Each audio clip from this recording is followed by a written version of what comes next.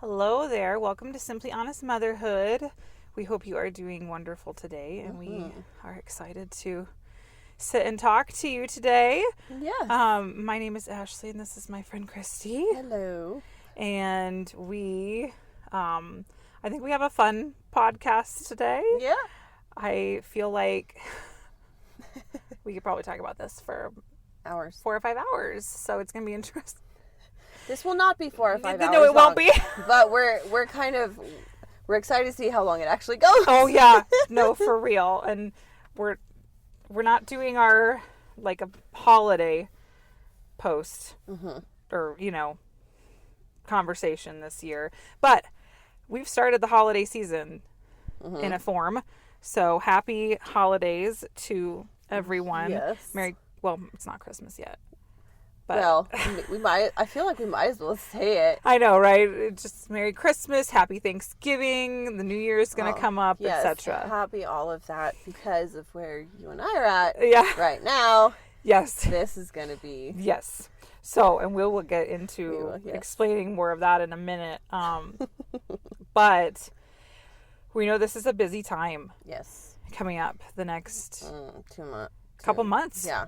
Yeah, it's a lot. So, blessings. Yes. on and you. Peace and peace. Naps. Just enjoy it. Yeah. Just enjoy it. Yeah. I had to say the other day, this is like my favorite fall holiday kind of hack for my coffee.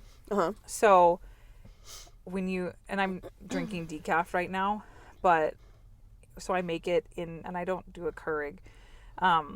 I make an actual pot of coffee, and in my grounds, like before I run it, I'll add like nutmeg, cinnamon, clove, ginger, allspice, or even like if you have a thing of pumpkin pie spice to the grounds, kind of stir it in there, and then it just makes the coffee like like it's just like delightfully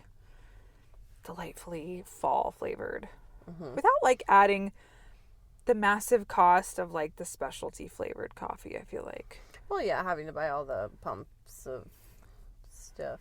Well, that and just I feel like a bag of like holiday scented holiday flavored coffee, right, is like more. It's kind of a little astronomical depending on what brand you're buying. Seriously. And so it just kind of is like a nice little. And by the way, I think if you have a Keurig and you're still paying for the K-cups and like you can't afford those anymore, they have the little reusable insert thingies. Yeah, they have reusable K-cups. Yes. They're reusable, and you can wash them and stick them in your dishwasher. Yes. And get whatever kind of coffee you want and just pack it in there. Yes. And then there you go. I think right now, with what's going on in the world, that's like the most economical way to do it. Yeah. Because the K-cup cost is like whoa, insane. For real. Well, I guess to get back more on topic, let's go ahead. Sorry, I got distracted by like Thanksgiving and Christmas and coffee and cinnamon and delightful things. Happy holidays. Now it's Happy Jesus. We need to pray. I know. I know. So I got distracted. So let's pray. Kristi, would you like to pray for us today? Absolutely. Heavenly Father, thank you so much for your goodness and your kindness and your mercy and your love. We welcome you here, Holy Spirit. Jesus, thank you so much for creating each and every one of us with a destiny, a plan, and a purpose. And each one of us is essential, valuable, precious, and beloved of you. Thank you for providing for us. And we just release a blessing of peace over everyone listening, over their households, over their relationships, friendships, their food stores, their provision, their finances. And we just thank you, God, for a really awesome, redeeming holiday time this year. Despite what's going on. So we just bless everybody in Jesus' name. Amen. Amen. Amen. Well, I don't think we've even talked about this. We mentioned it briefly last month. Yeah.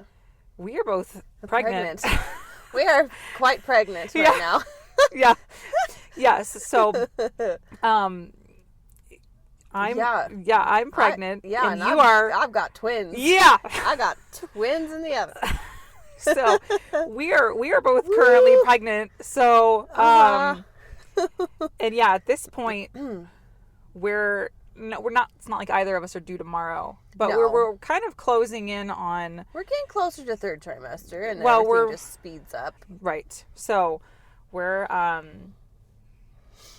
today, because we've been inspired, we are going to talk all about pregnancy. So if you're not pregnant, please listen anyways. Yeah. It's gonna be fun. We're gonna just talk about, I mean, you can reminisce with us. You might have a friend who's pregnant, or maybe you want to be pregnant eventually. Right. There'll be a lot of good, happy, funny, great, whatever nuggets in this.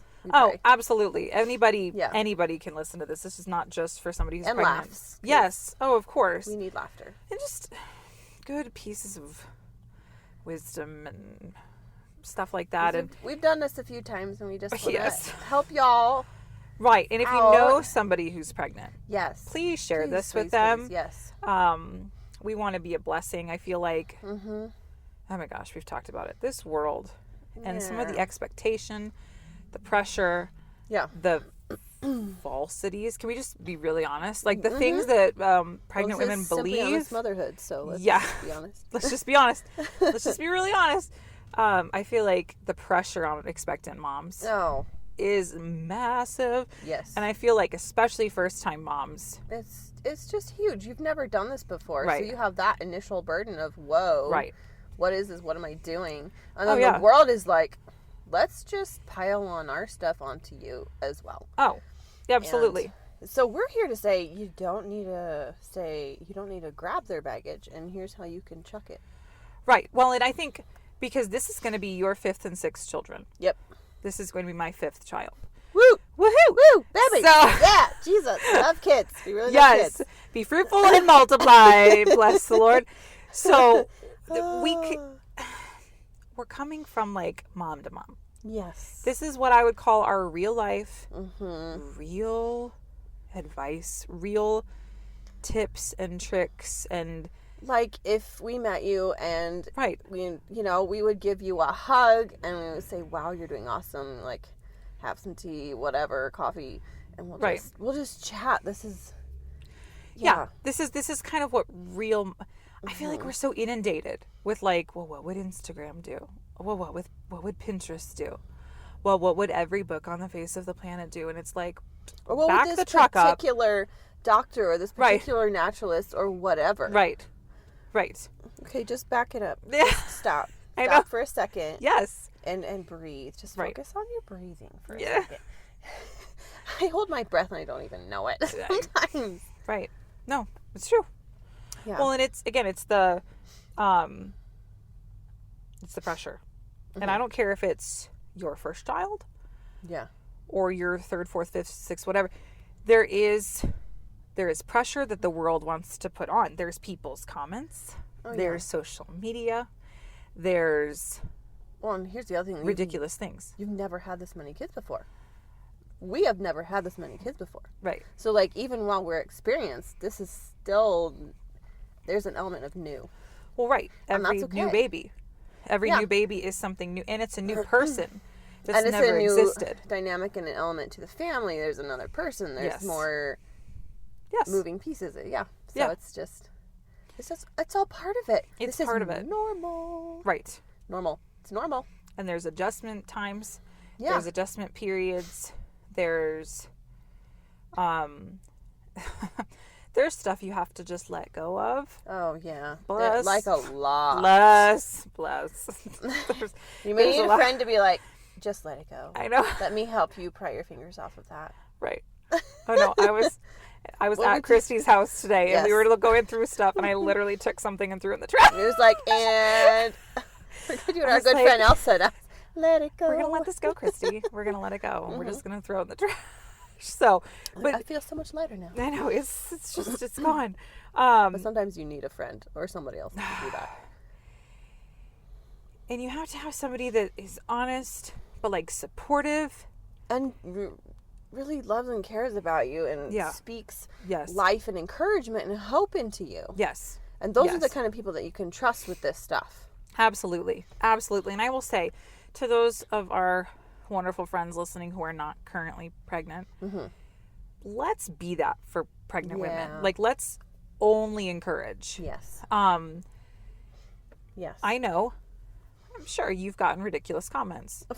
Oh, you're having twins. Oh my gosh, that's going to be really hard. You know what I mean? Like, and it just comes, well, can you afford that? Well, can you this? Well, can you, that's a lot of children. Even with me just having 5, well, that's a lot. You know, people treat it like it's a lot if you've had over 2, you know? And so it's just like, let's not make the comments to people. They don't need anything other than encouragement. Because it's a new path. Well, it's a new frontier. And so you need encouragement, not... What's going to benefit anybody? Yep. By, like, criticizing them, saying you don't understand how they do it. You would never do that yourself. Or, on the flip side of it, then other moms or, like, people want to share their horror stories with expectant mothers. No. We need to be... And I've also heard moms telling other, like, new mothers or people who have not even pregnant yet how hard motherhood is and how difficult labor and delivery is and how you're going to be this and you're going to be that and your body's going to be this and you're going to be ruined and your mental state. Right. And they just they spew death, depression, and fear. So listen to the previous message. Right. To this one. Right. And break that stuff off. But yeah, be mindful of what's coming out of your mouth. Yes. When you're speaking to pregnant women. Because they only need encouragement. Because it's hard. It's hard.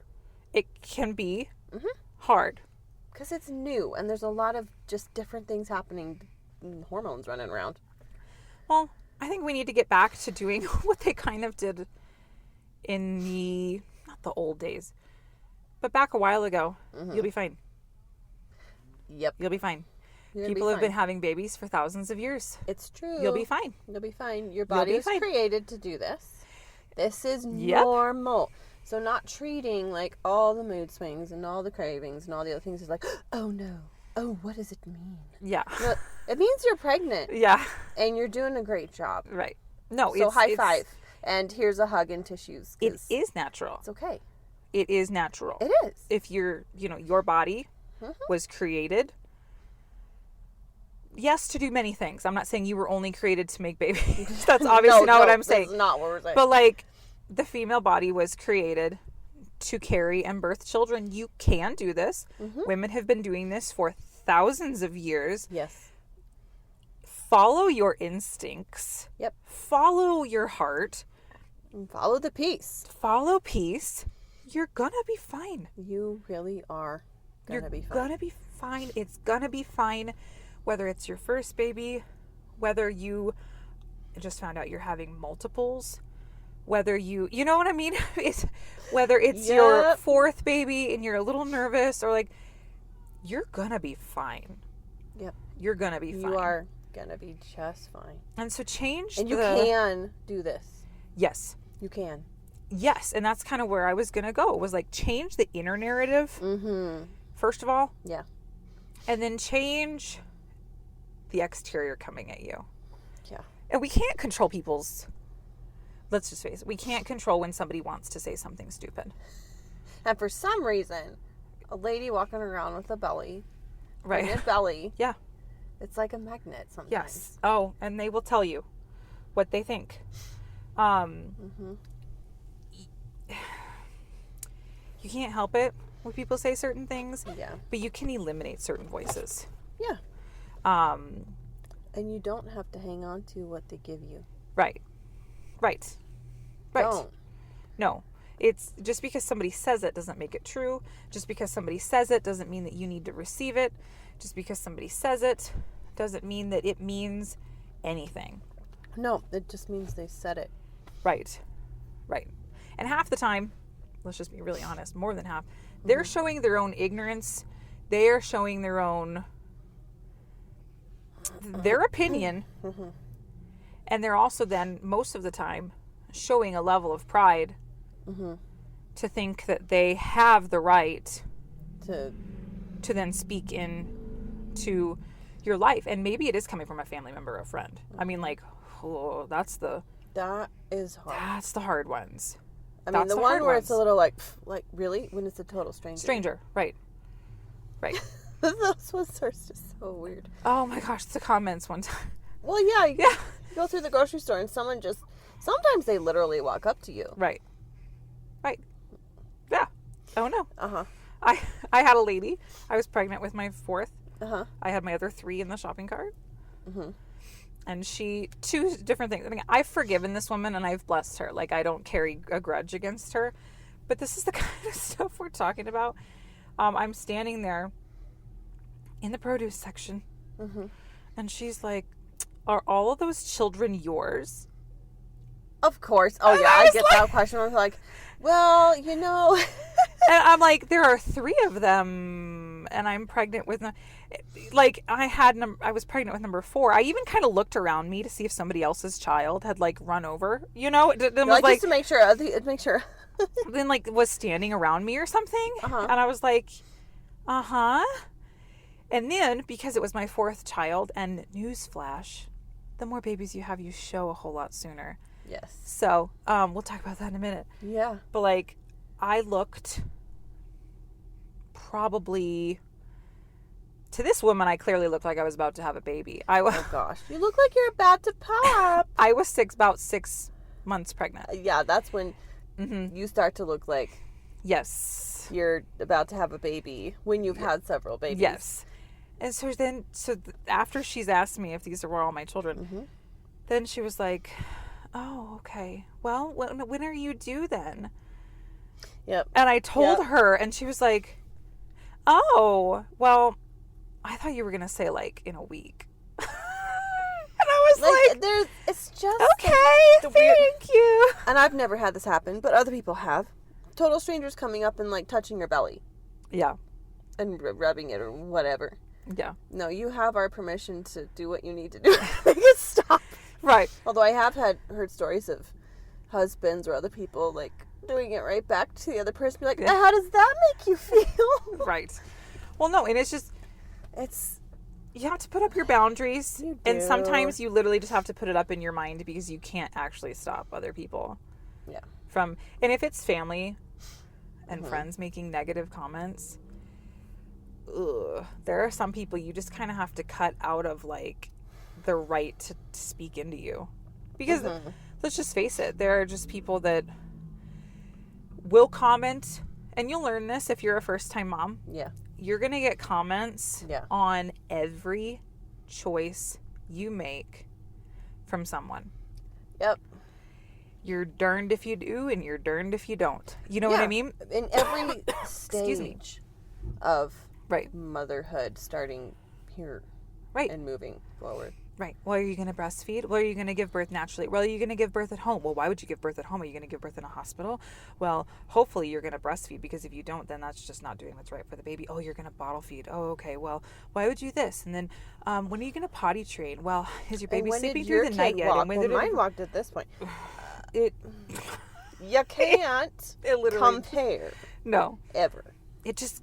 You can't. So just stop. So you're going to get... I wish you weren't... I wish this wasn't true. Yeah. You will get comments. Yeah. For everything. Yeah. For ridiculous... Sorry if there's a super loud truck around us. Parking lot fun. Woo. Again. If you can hear that. Mm-hmm. But I wish it wasn't true. Yeah. I really... And that's why I, pray that our listeners... Yeah. Remember to only be encouraging, but that's not going to happen with everybody, unfortunately. Yeah. And so that's where we have to build it inside of ourselves to shut off people's voices and to let go completely of of all of the negativity. Of all of it. Yeah. You do not need to hang on to any of it, and please don't. No. It's only going to hurt you. Well, and that includes in your own mind. Oh, yeah. And so you have to stop filling your... I think one of the hugest... Is that like a... I use that word sometimes. Biggest, hugest... Largest. Bless the Lord. I don't even know what I'm saying. One of the... one of the hardest things that we can like put ourselves in is the comparison of what's around us. Yes. The culture around us, Instagram, Pinterest, Facebook. Your own circle of friends. Yes, your own circle of friends, your own family members, and how they did things, or expectations they might have laid on you since you were 3. Yeah. Right. Because that happens. Right. Or not, or whatever. Well, looking at that pregnant person, and while they were so fit while they were pregnant, and looking at her cute little outfits that she was wearing, and looking at the way they decorated their nursery, and look how at they dressed their baby. how they seemingly, I'm doing air quotes, every day. Right. We'll talk about this also. Yeah. Yeah. Yeah. And so it's just like then you get your head around, this is how it's supposed to look. Mm-hmm. You know, and it's not supposed to look anyway. No. That's the giant. It's a lie. I was trying to figure out a nicer way to say it, but it's a lie. I think we just need to just say it what it is. There is no measuring stick. No. So if you found one, throw it away. Right. Because it doesn't apply to you or to anybody else. Well, and then getting in your brain, it's great to have an idea what you want to do. And you should. Absolutely. Everybody has an idea of what they do and don't want to do. Right. Or what they are aiming for, or what they would like, let's say their nursery or their whatever. You know what I mean? It's just their feeding style or their birth or X, Y, or Z. Lifestyle, whatever it is. You have a way you want it to be, and that's great. Mm-hmm. But when we have it solidified in our mind that there is one way and one way only for something to look, let me tell you right now, you'll have plenty of opportunities to realize that's not the case. It's very, It's not the case. You know what I mean? No, like it's just, it's not. It's not. And I think one thing that sums up, I think, what we could say today. Yeah. We're not going to sum it up. We're going to keep talking. But yes, don't worry. Don't worry. This will be a long episode. Yeah, it's probably going to be fairly long. Follow the Holy Spirit for your specific situation. Yep. Be led. Be led. In everything with him. In everything. And you said it earlier. Follow peace. Follow peace. Yeah. Jesus is the Prince of Peace. Right. He, Holy Spirit, God, Trinity, 3 in 1. He has all wisdom, all truth, all knowledge. He knows. He created you. Right. He knows what kind of mom he made you to be. He created that baby. Just to be part of your family. Right. And so you need... It's so cool. We get to create a family with Jesus. Right. And so it needs to be fully you. Right. And not you plus grandma's opinion and this friend's opinion and Pinterest and everything else, because that's going to hinder. Right. Or what this book said, or what this website said, or what this advertisement said, or what this whatever said. We're not saying don't listen to those things. We're not saying don't go read things if you want to do that. Right. But we are saying please do it with the Holy Spirit. Yeah. And if he's saying, throw that out, you don't need to listen to that, or you don't need to read, well then just do that. Mm-hmm. Because the best thing you can do is walk in peace. Well, because here's, I know it's maybe a simple example, but it's a decent example. I saw on social media one time, it was an advertisement. It was not somebody's page that I was following or something. It was just an advertisement that popped up. And it was a pregnant woman working out. Y'all, she was obviously a fitness model who was pregnant. Yeah. Probably with her first child. Probably. Oh, yeah. Most of these photos are probably with first kiddo. They're probably fitness models in the first place who are pregnant with their first child. That is a huge point to note. Yes. Huge. Anyways, the stuff that it was saying, that the advertisement, women who work out are less likely to have obese children, are less likely to have, or are more likely to have children with a high IQ.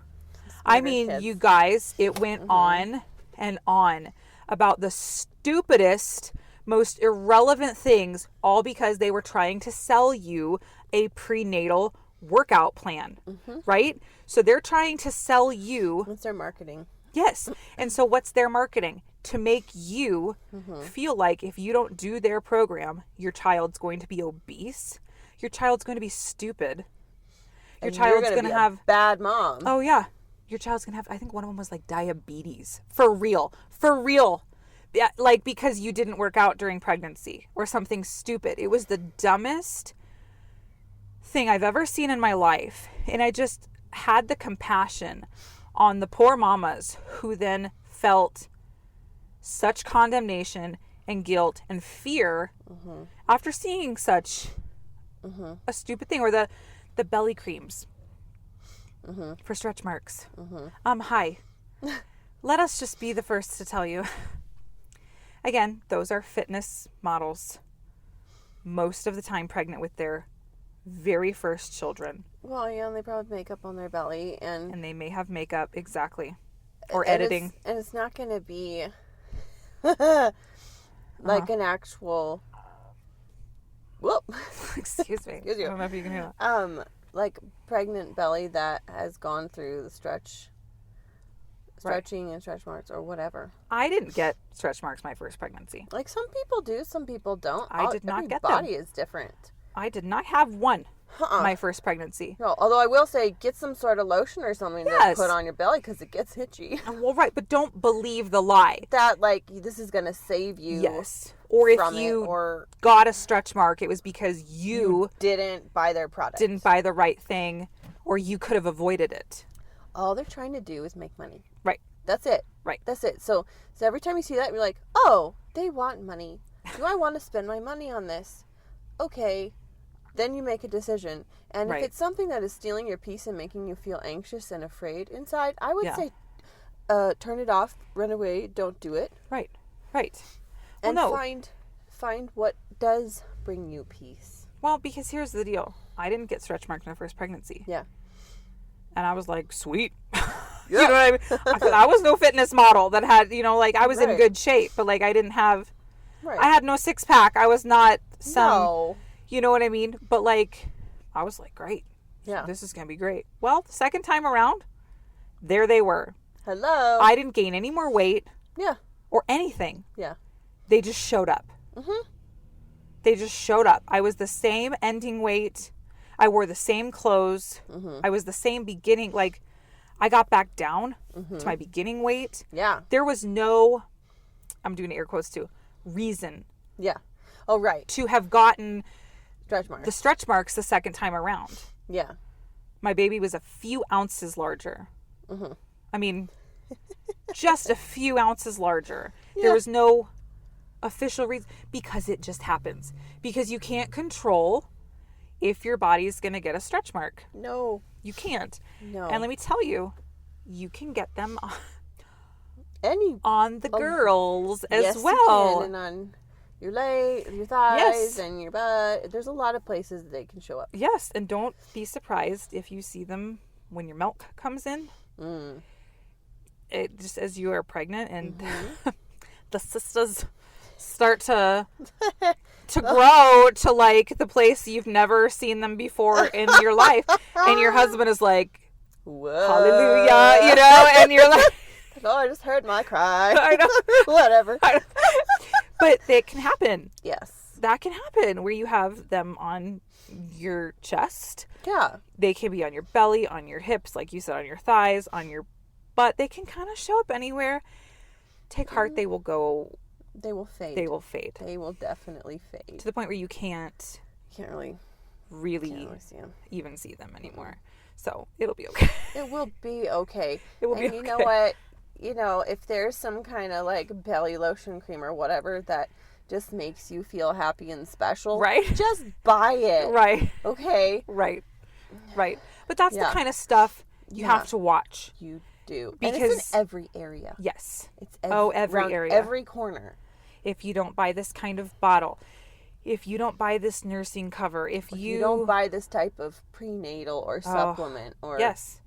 Right. Or whatever. If you don't eat this exact food, or if you don't follow this exact whatever, just that that's advertisement. It is. It's advertisement. It is. It's absolutely advertisement. And you also can't compare your body to somebody else's body. No, because there might be somebody who is like, oh my gosh, I found this prenatal and it was just the most amazing thing. Mm-hmm. And, you know, let's face it, we kind of tend to go, when we find something like that, I'm like, oh, this is the thing. Everybody else needs this thing. And they can't be doing right. any other thing. Right. Because this is what I found that just made my life so much better. Right. And so we just have to remember that it worked for us. Right. Hallelujah. And we have no idea what's going to work for another person. Well, and it's great. I think moms have to be able to be like, share with each other. Well, yeah, share this your is story. what Share, worked like, for me. This is what didn't. I did. Because, I mean, you and I, we like to hear right. what other moms did. Because it sometimes, you know, your brain gets stuck. Right. It helps the brainstorm right. again. And you're like, oh, okay, well, maybe I'll go over here or I'll try that. But just stop at the end of the storytelling. Right. And don't move anywhere into, right. well, and most people should, right. You know, any sort of advice, unless they specifically ask you for it. Right. Right.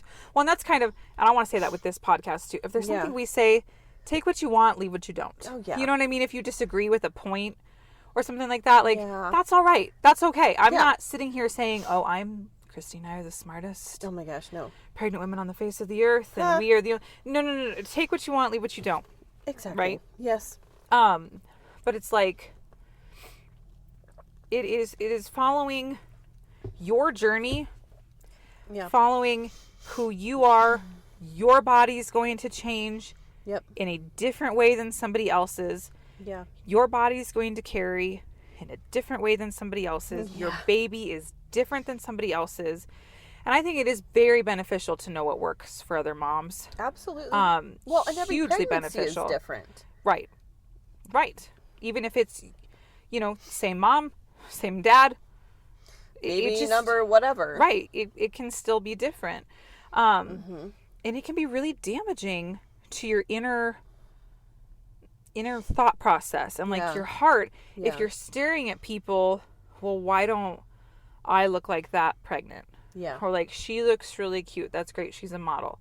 You know what I mean? Like, she's paid to look like that. Or, you know what I mean? Like, a celebrity that just looks a certain way when they're pregnant. Which, God bless, there have been a couple of them that have looked fairly normal. Like, gotten fairly large during their pregnancies. And kind of carried it publicly. And I'm like, God bless you for it. Because people need to see the real stuff that can happen. It's like bodies react differently. Yeah. Everybody's body reacts differently to pregnancy. Yeah. Like, and each pregnancy is, like I said, it's totally different. Yeah. So you might look, you know, super fit or slender with one pregnancy, and the next one, you gain weight like nobody's business. Right.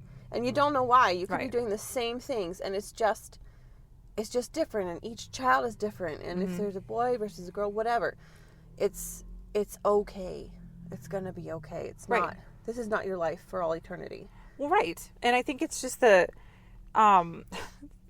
reality of too. I didn't look pregnant at my 20-week ultrasound when I was with my first child. Yeah. You know, I walked in to my 20-week anatomy scan, and my doctor was like, "Where is your baby?" Oh my gosh! And I was like, "In there, I promise." I want a belly. And then, I had one by the time it was. Well, but like the first one, I remember I was like, "Where is it?" It's right here. Nobody else can tell. Oh. I know.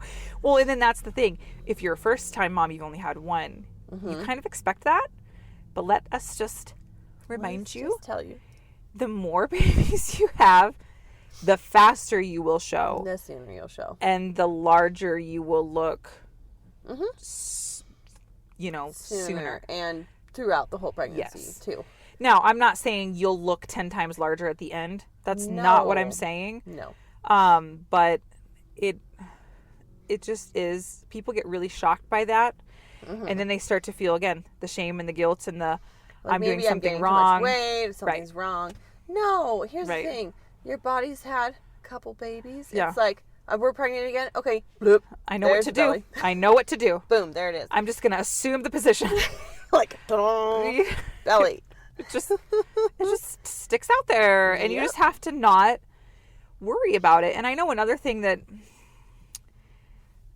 okay, I'm not a physician, obviously. I'm not a physician. I'm not telling you to take my advice over a physician. No. But I'm telling you that physicians and the weight gain thing, they can be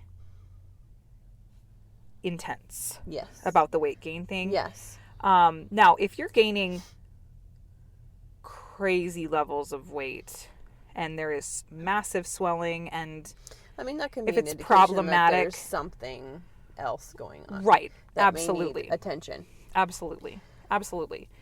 But if you're, I've gained like 40 pounds. Oh yeah. 40 to 50. Yep. Every single time. Yep. And they'll say the average that is on all the papers and all the research is 25 to 30 pounds per pregnancy. And that's what is considered healthy and normal. But in general, that's like, in my opinion, that's like saying your estimated due date is a hard stop due date. And if your baby isn't coming on that day, there's something wrong. Well, I mean, that just isn't realistic. Right. And bodies are going to fluctuate. And guess what? You are going to lose the weight. Absolutely. Absolutely. It's just how, and the other thing too that I have found that is not taken into account, you might have denser bones. Yeah. You might have a whole lot of muscle on your body, and muscle is heavier than fat. Right. And so you'll automatically, the numbers will go higher faster. Well, so it's like a box trying to make everyone fit. I was reading on a pregnancy website. Oh yeah, you told me. Yeah. And what did they say, Kristi? That the normal weight gain, or the desired weight gain was, what was it? Was it between like 15 and 30 pounds or something crazy like that? Y'all, that's unhealthy. That is not okay. And that's highly unlikely too. With most people. But I mean, it's the whole like bell curve thing. Right. You have most everybody in the middle, but you also have the outliers. Right. And that it's all normal. Right. Because our bodies are different. Right. And it's okay. Our genetics are different. Yep. Hormones are different. Ages are different. Yeah, what age you are at what pregnancy, that'll change. And that'll also affect things. Right. So there's a whole slew of factors that can, and it I know my doctor, and he was a male. I love him, but he's never been pregnant. And so he had a tendency, and again, I gained about 40 pounds with my first 4 every single time. I pretty much always lost it. Yep. And he actually said that to me the 4th time around. He was like, I know you'll lose it because you have every other time. Yeah. And so he stopped kind of getting on me for it. Oh, that happened my first pregnancy, and he was like, oh no, you better get walking, you better lose it, you better slow down the weight gain. And you know what? I have had giant babies. Okay? Not my fault. She's not joking? I'm not joking. Okay. First baby, 8 pounds, 11 ounces. Second baby, 9 pounds, 3 ounces. Third baby, 10 pounds, 3 ounces. Fourth baby, 10 pounds, 13 ounces. So, it's not me we're talking about, really. It's like amniotic fluid, placenta, and baby. Right. So, not to mention, you are having to then feed and supply your body so that your body is capable of carrying and delivering these children. So this is the other thing you need to take into account. It's how big's your baby? I don't know. Right. You'll kind of find out. I mean, ultrasounds are approximate. They're not extremely accurate. No. But there's a lot of things that, that contribute to that number. Your boobs grow. Yeah. That's added weight. Uh-huh. And then when the milk comes in too, especially at the end, that adds a substantial amount of weight. I actually worked I know this sounds silly, but it's absolutely true. And I'm not talking about Victoria's Secret. I worked in the bra industry. Yeah. And you would be shocked at how much gaining 1 cup size adds to your weight. Wow. And the reason we learned that information, we were trained to custom fit people for bras. Yeah. And the reason we learned this information was to know what kind of support every cup size really needed. That's really great. Because you would be shocked at the weight of breasts. Because you're not just talking about what's in the cup. You're talking about all of the tissue, which can go back and up and around your whole, you know what I'm saying? There's a lot of, like, breast tissue actually spreads out pretty far. It does spread out pretty far. Yeah. And the weight of it, so it's like 5 pounds per cup size. Wow. Well, and so it's like you can't treat weight gain in pregnancy like weight gain otherwise. Right. When you're not pregnant. You're oh not no, it means fat. You're getting obese. Oh no, it means there's a problem. Oh no. No. You are growing a baby. Yeah. No, it's not you something getting totally fat. It's not you getting huge. And hey, I want to be really sensitive. I get it. Yes. There are people that have struggled with body image. Yep. And it can be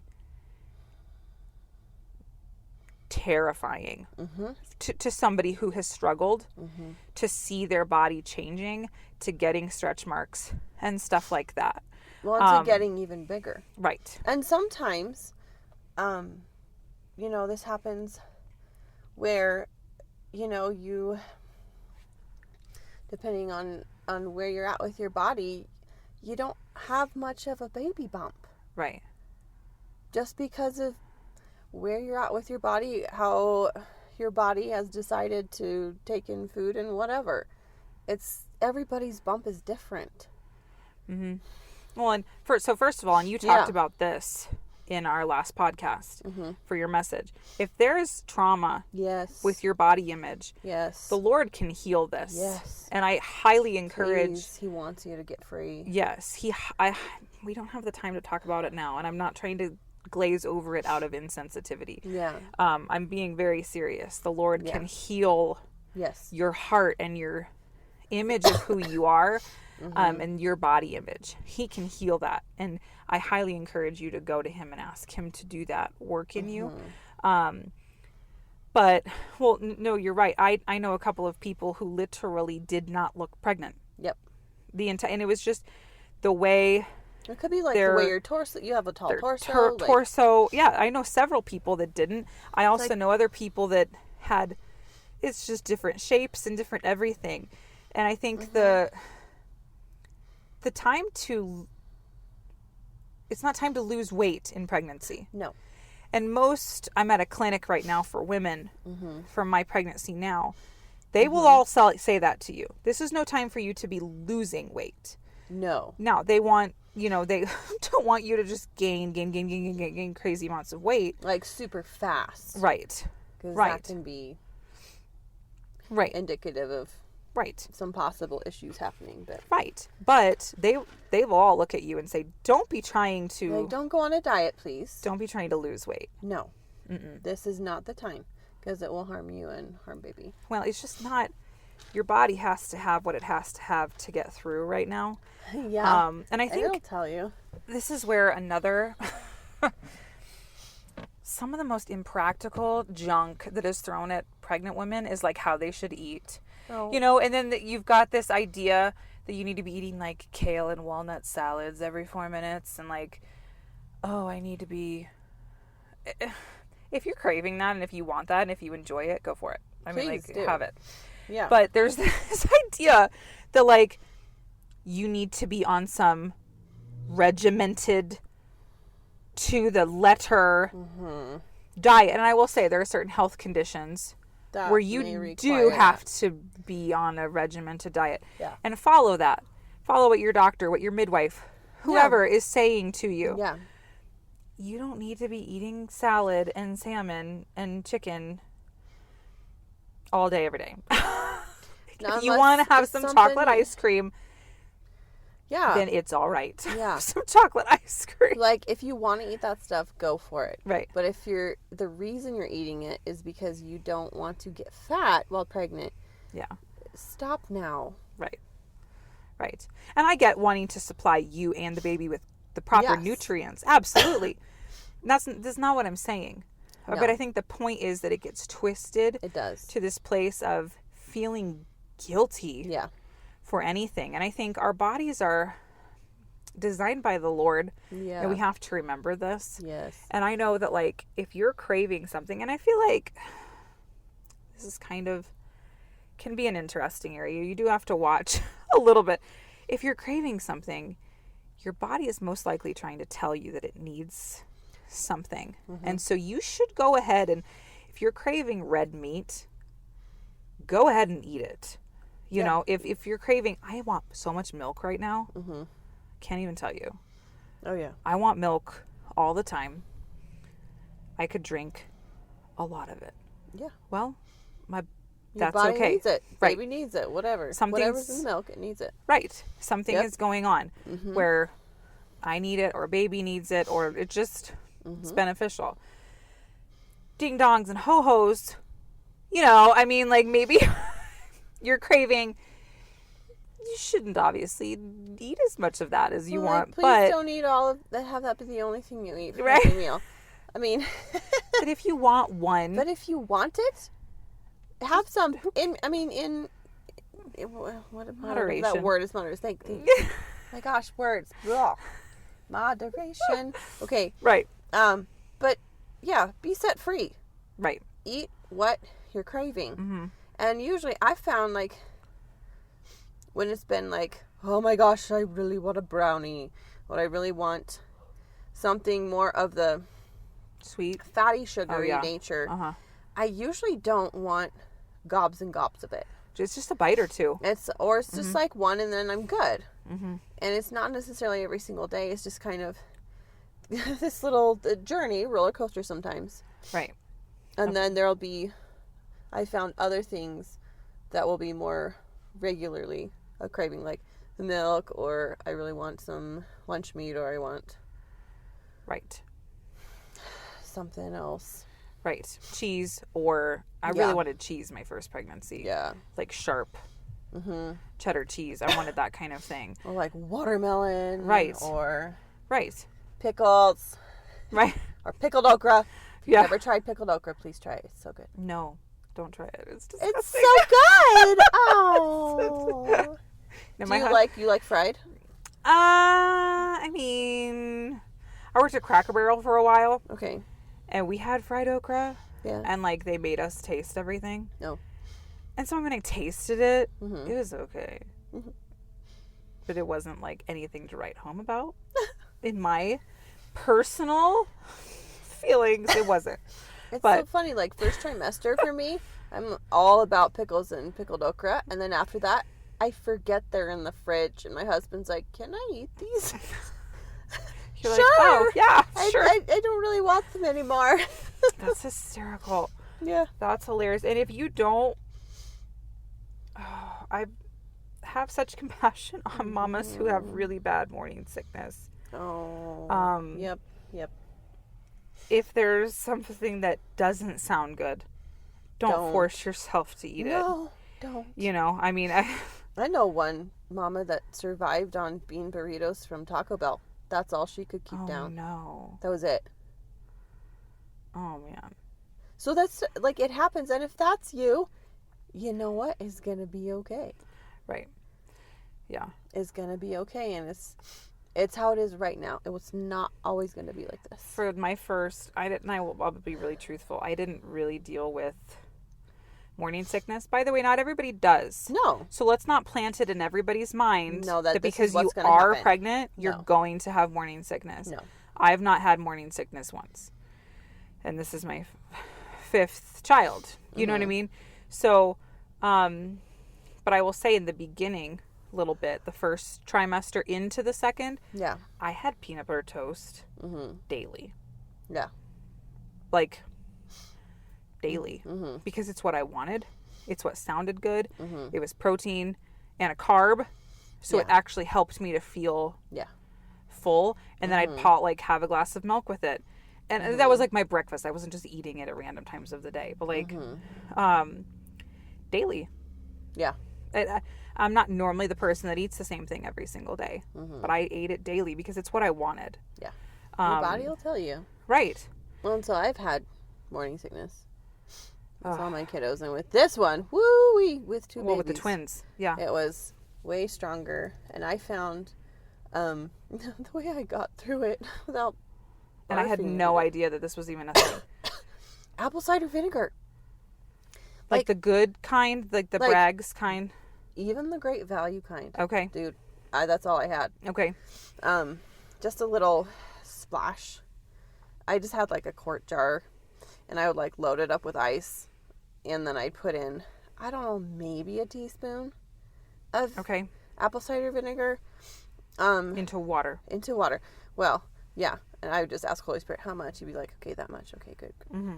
And then I filled it up with water, and then I'd put a little bit of honey in it, and I'd put in a tea bag.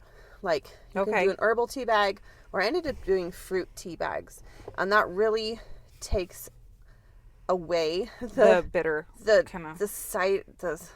vinegar, sour, nasty. I didn't figure that out till a good bit in, and then oh no, I was like, I have to keep sucking on this so I don't barf. But then it actually got pretty delicious. Mm-hmm. But it did, like, it really helps with nausea. And then eating protein every 2 hours. Protein with something else, like some kind of a carby, whatever, like any kind of protein. Hard-boiled eggs, peanut butter, cheese, milk has good protein, oats have good protein, lunch meat, tuna. There's a lot of ways to do that. But, I mean, just from a basic kind of standpoint, like protein contains building blocks for our cells. So you're building babies, your body's going to just need more protein, period. So that should help you feel better anyway. Right. But and I find that, and Kristi has a nursing background, so I would listen to what I would listen to what she says. And bubbly water. Yeah. That helps. Yes. Sometimes the bubbles just in my stomach would kind of help, but this time around it was all the apple cider vinegar, and I still barf, but not as much. Ginger ale can actually be a really big help too, like ginger ale or Sprite, and like sipping on those things can really be a big help. From the, I think for me, from a different standpoint, I've always hit that, like, if I'm hungry, I better eat. I feel like pregnancy hungry is a whole different kind of hungry, because I feel like you can be hungry. Let's say you're not pregnant. Well, we've all been hungry, and for whatever reason had to force ourselves to wait. Yeah. Well, it kind of goes away, right? Like the hunger will kind of subside. And, you know, if you're finishing school or if you're finishing work or something like that and you just don't have time to eat, the hunger will eventually, that pain of hunger will kind of leave. But I feel like with pregnancy hunger, it just increases. Yes. I don't feel like it actually goes anywhere. Like if you don't eat, like if you can stay ahead of that, and kind of, at least for me, I mean, this is just my story, so take what you want, whatever. Right.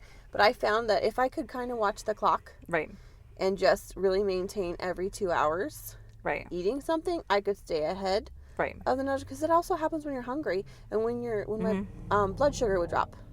Right. And protein will help maintain your blood sugar longer. Right. Than like a quick spike of a sugary something. But if you need to quickly get your blood sugar up, have a little drink of juice or whatever, and then eat some protein so you can maintain it. Yeah, and like you said, cheese. Yeah. Hard-boiled eggs, any nut butter. Yeah. There's all kinds of stuff you can do to get that kind of protein. But I've just noticed in general, my meals need to have a lot of protein. Just all the time. Just if I have, well, just for me to feel good, like I can function. Right. Well, and to keep me full for more than 2 seconds, 30 minutes. Truthfully, I mean, you know, and it's not because I'm some overweight person. It's literally that, like you just said it. That's a building block for your cells and for the baby cells. Right. And so if you're not eating enough of it, there's a problem. Your body will take what it needs from you to build the baby. Right. So you really feed yourself. Feed yourself well. Right. Oh, you have to. And so that's where, yes, the eating eat the good things. Fill yourself with good things. Don't put that and I think what I was getting at with the kale and all that kind of stuff, don't put the pressure on yourself mentally to eat 100% perfectly according to some like plan that you know what I mean? Follow the advice you've been given. Follow what you are wanting. Follow what you know is right, obviously. You know what I mean? Eating fruits and eating vegetables and eating good proteins and stuff like that. That's gonna do nothing but be beneficial. Well, and eat things that bring you joy too. I mean, yes. Because a happy heart is like good medicine. Right.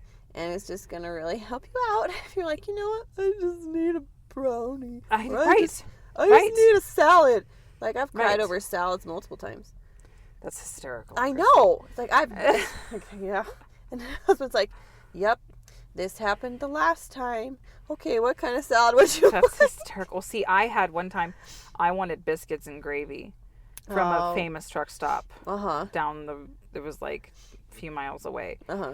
And when I was pregnant the second time, and it was like 10 o'clock at night. Yes. And I was like, I just want biscuits and gravy with hash browns and like the whole thing. And bless the Lord. It almost like consumes like your brain. My husband went and got it at like 10 something at night and brought me home biscuits and gravy. And God, you know what? It was fine. Like, so that's what I'm trying to say is like this, take the massive pressure off. Yep. Do what did we say earlier? Do what you know is right. Yeah. But don't be consumed with the pressure and the anxiety. And I don't think I said that correctly earlier, so I apologize. I want to just make it clear as to what like I was really trying to say. Because that's the whole point of, I think, everything we're going to talk about today. There is a pressure of this is how it should be done, which can consume someone and turn you into an anxiety-riddled mess. Yes. Because you think you're messing up, or you're screwing up, or you're doing something wrong, or name the thing. You know, and so it can really mess with your brain. And this is where we have to control what's in our minds. Because this is to guard your mind, guard your heart, guard your eyes, guard your ears. If you have to stop following somebody on Instagram, if you have to stop reading certain headlines, if or you have watching a certain show, or reading a certain book, or hanging out in a certain place because there's somebody there who always talks about whatever, then do it. Right. You are the one carrying this child. They're not. Well, because here's the other thing. If we don't do it now, it is all those other opportunities later that will come up and rear their ugly heads to do the same exact thing. And I think this can happen with well-meaning ideas, like a birthing plan. Or like, you know what I mean? Like all of these things that sound really well-meaning, but in all reality actually can carry a ton of anxiety in them. You know, it's just like, or the nursing versus bottle feeding, or the birthing method. Medicine versus natural. Yes. Medicated versus non-medicated. Cesarean versus vaginal delivery. Like hospital birth versus home birth. Yes. Midwife versus OB. Yes. Or like a hospital midwife versus a home birth midwife. Right. Versus there's plenty of opportunities for that. There's plenty of opportunities to let the mind go to that place of, this is what I should do, panic. This is what is expected of me. I have to fulfill this, or I have to please somebody. I mean, my brain went through this stuff. Well, in our minds and in our culture, in our society, in this day, there are certain things that are praised, especially by certain groups of people. You know what I mean? And then pushed to the point of nauseam. Like, it's true. It's the, well, you somehow are more of a champion if you gave birth without medication. than if you had an epidural. Well, why? You know what I mean? Like, what makes a person who gave birth, like, I think unmedicated, better? It's brave to choose no medicine, and it is brave to choose medicine. Yeah. Because you have to be brave. Yeah. To pick whichever one of those. Right. And or you going like, hey, I'm going to do it natural. Oh, and you get in like 12 hours. You're like, hell no. Give me that. I want epidural stat. I know. Okay, great. Right. Way to go, courageous mama. And I think that's the problem, though. Yeah. Is that's not being said and it's not being expressed. And in fact, I have heard... Well, it's like the switching of gears is like, why did you do that? I have heard people say, I'm not joking, if you gave birth with medication, you didn't really give birth. Or a C-section. Which is the most ignorant thing. Yeah, if you... Like you took the easy way out. Like a C-section is the easy major way out. Abdominal surgery. I mean, come on. And they only probably did it... Parking lot live. Yeah, good we have night, donuts Irene. happening right now. Jesus bless you. Yeah, right. Oh.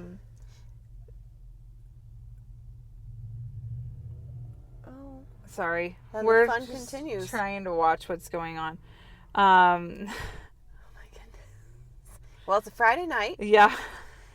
In empty parking lots. And we have to... Oh. We have to do this kind of thing at this time just because it's our, hey, just we're fits moms. our lives better. Yep. Anyways, moving on.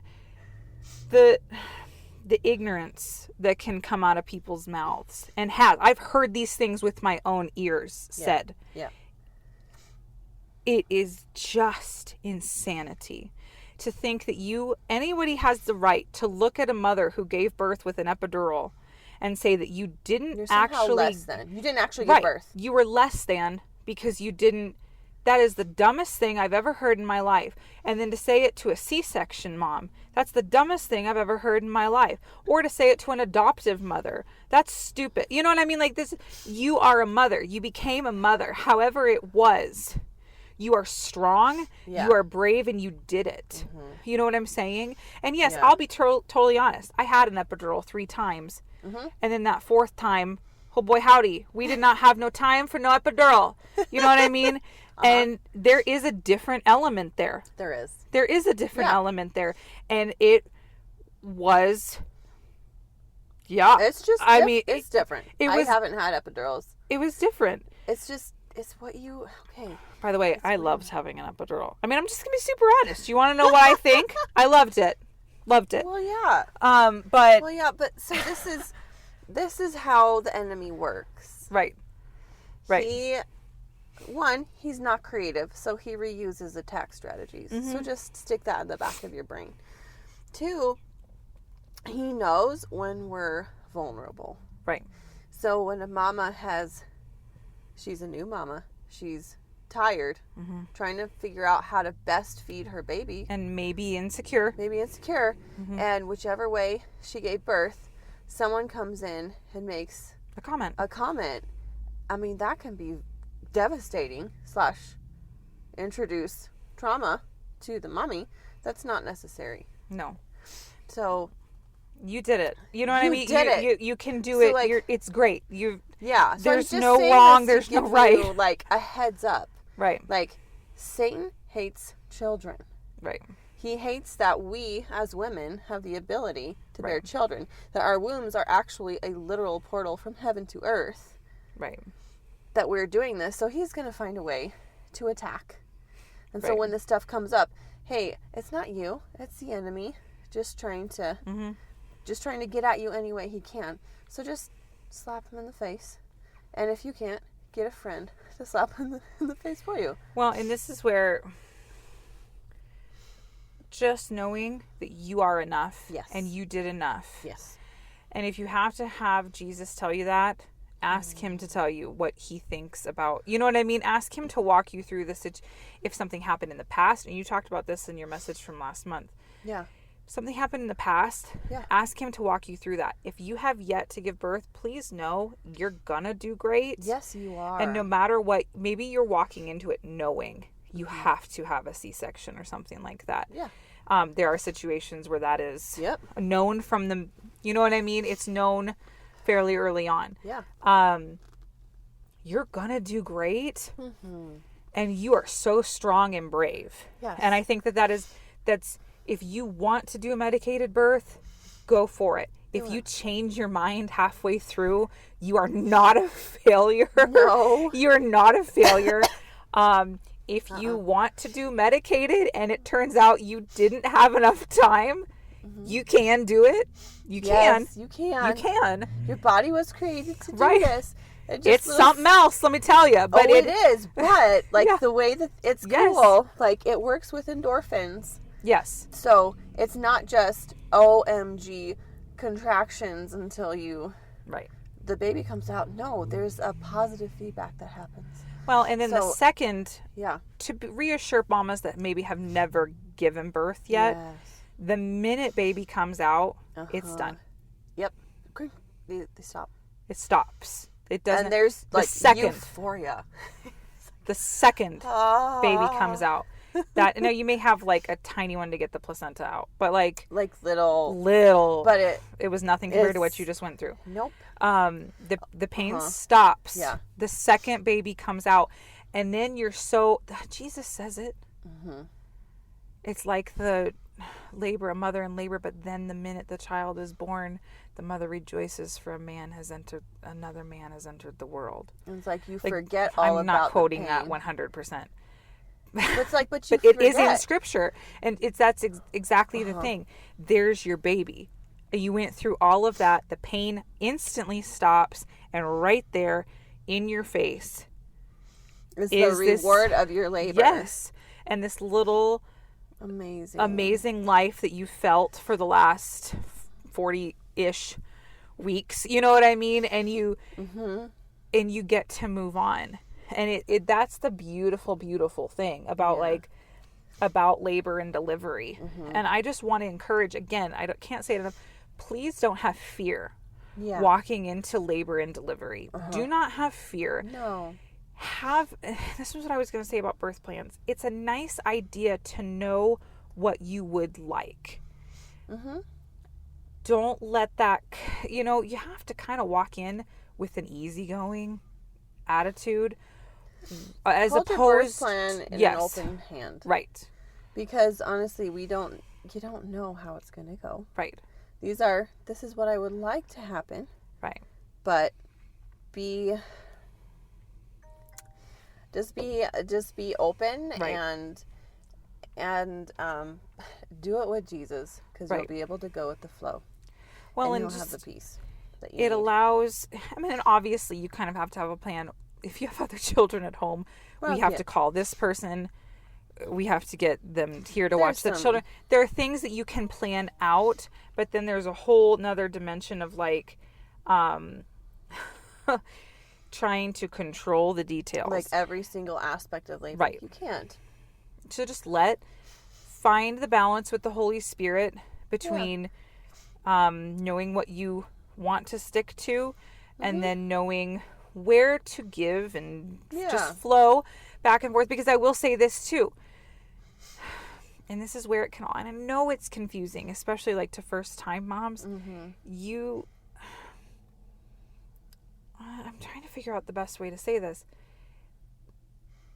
You're the patient, you're the mother. Some of these things you get to say, you know what I mean? You don't have to take a vaccine if you don't want to during pregnancy. You don't have to have tests done if you want during pregnancy, if you don't want to. You don't have to have an IV if you want. You don't have to have the stuff forced. You know what I mean? Yeah. If you don't want Pitocin, don't take it. Now, I will say there again, fine line. This is where we talked about in the beginning. Be led. What does the Holy Spirit say? Medical personnel, whether it's a midwife or whether it's a doctor, OB, are given to us to help us. And their advice is to help. period. Yeah. I mean, it just is. Yeah. But you follow the leading of the Holy Spirit. Yeah. What shouldn't I, you know what I mean? Like, what is the line here for me, for me to do? If you want to accept some of their assistance in terms of, formula at the hospital or whatever, then do it. If you do not want to, then don't do it. If But I guess, like, you are in charge. Like, they did not hire you. Right. You are hiring them. You're Right. the one paying them. Right. So if there's a staff member and you or staff member are just clashing, you can request a new one. Yes. And yes, you absolutely can. You can request a different nurse. You can request a different whoever in the room. Like, nobody has to be in that room that you don't want in the room. You are free to tell people. And you don't have to leave. sign anything you don't want to sign. Right. Right. Like, so there's just kind of knowing your doulas are helpful in some of this. They can be an extra buffer. Yes. Between you, so they're not coming and asking you when you're in the throes of labor, hey, would you elect? And you're like, shut up! I don't know. Right. Or if you have a pushy parent, yes, or family member who is trying to be in your business, in your space, if you don't want one visitor. Now, I know a lot of regulations are kind of still going on right now with the past couple of years in COVID and stuff. If you don't want visitors, if you don't want somebody in that room, I've actually had nurses tell me, and I haven't had this problem with family personally, I've had nurses say, you want somebody out of here or whatever, like, tell me and I'll do it. You know what I mean? I'll be the bad guy, like, quote you are unquote. in charge. You're the mama. You're the one doing the birthing. Right. And little side note for everybody, especially first-time mamas, well, anybody, there's a point in labor, if you're doing it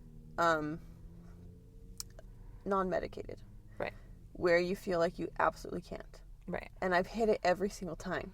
And I've learned to have somebody say, you can do it. Yeah. You can do it. I'm like, somebody tell me I can do it. Yeah. And usually that part hits around transition when you're really close to pushing and you're about to see your baby. Right. Right. So just know, it's okay. It's normal. It's part of it. Right. Yes, you can. You're not going to be eternally pregnant. You're not going to be eternally in labor. Right. This will end. Right. And it'll be so great. No, it will. And you are welcome to have and of course, again, there are regulations. You have to follow what your individual hospital is saying. You're welcome to have who you want in the room. You are also welcome to not want people. Yeah. You know what I mean? And to say, I don't want visitors. I don't want this person in the room. Or, like, some of them are teaching hospitals. Yes. And so they'll ask, like, are you okay with nursing students coming in and watching? Or an intern helping. Interns or, like, medical residents, like doctor residents. Are you okay with this? And if you are, great. And if you aren't, great. Tell them. Let them know. Yeah. I've had that happen before. When I was getting ready to have my second child, my doctors there were getting ready to deliver. It was all very fast, right? Yeah. Very, very fast. The intern who had actually been in triage wanted to come in the room.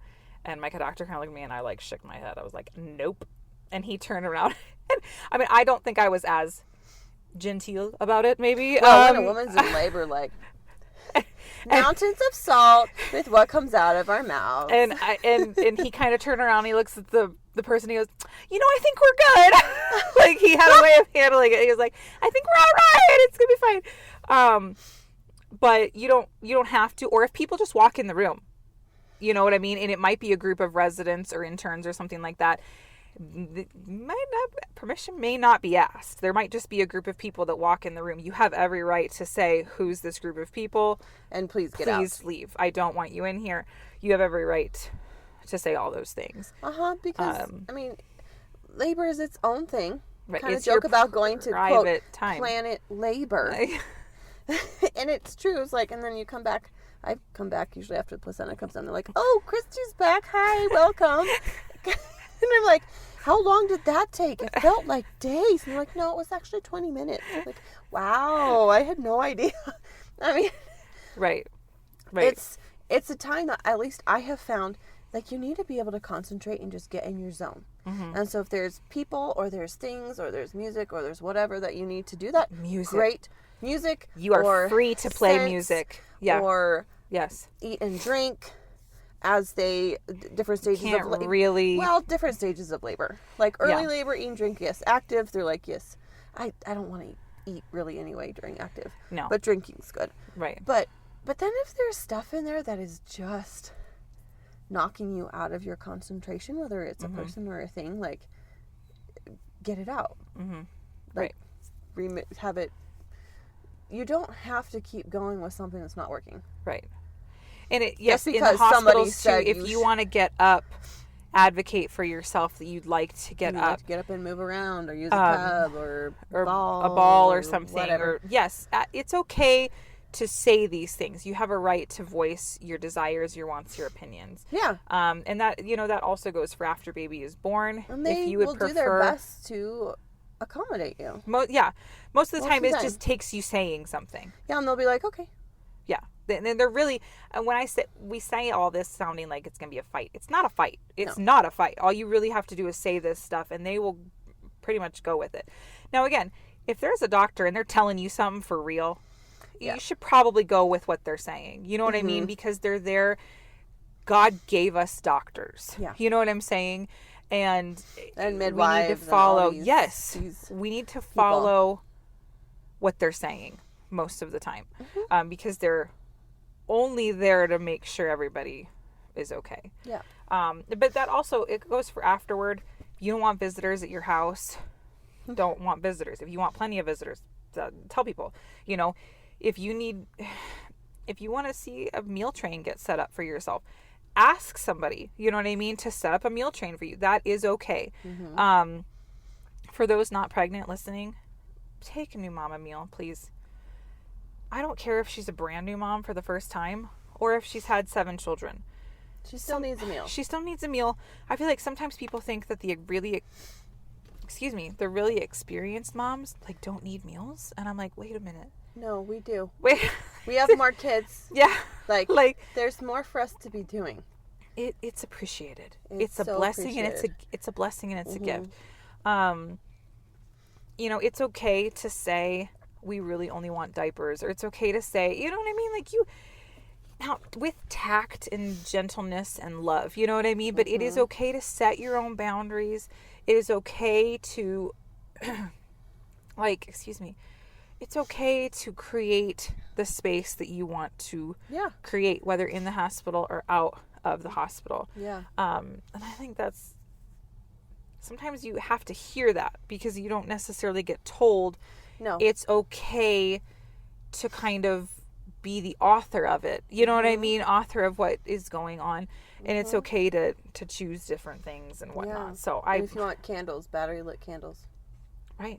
If you want to do it, do it. And you can write up, I did this, at least for the home births that I did. People call them affirmations. Whatever things that you can look at or that people around you who you want with you can read to you while you're in labor. And I really there were scriptures that Holy Spirit would highlight. That would just be really encouraging to me, or some saying or something. Right. So we had worship music playing. Yeah. In the hospital because they had CD units on the wall. Yeah. And we always had worship music playing for our kids being born. I loved that, and actually, I had staff people say that they really liked that too. And so it just created. It was actually the Scripture Lullabies CD. Oh, nice. Except for the atmosphere. The last one, because there wasn't a CD, the CD player broke, and so we were like, so I think we just put on YouTube super fast, Kim Walker. Go. You know what I mean? Quick. Kim Walker Smith. Labor's gone. Well, and it was, my last one was, my fourth rather, not my last, was very fast. Yes. So we just kind of had to do whatever 3 songs, there she is. It was but I loved that.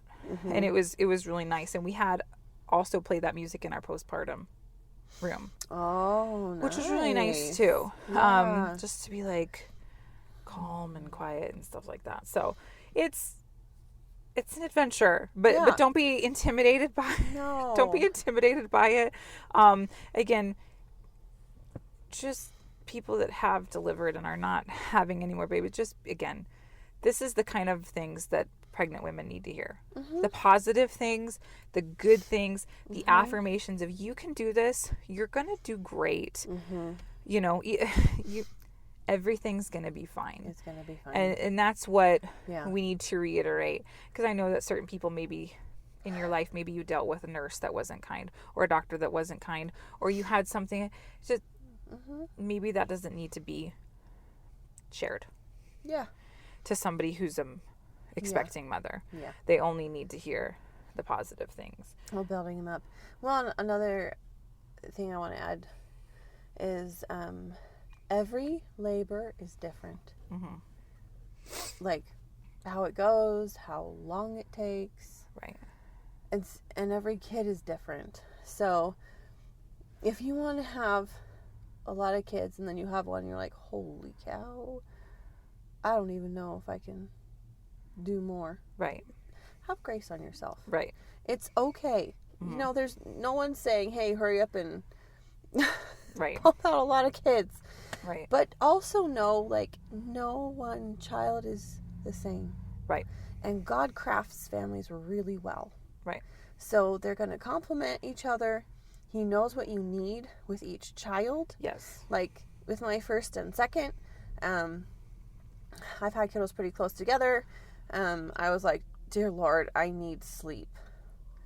And my second baby would give me 6-hour chunks of sleep almost right off the bat. God bless. Yeah. I mean, and that was a gift. That was Jesus taking care of me. Right. So it's going to be okay.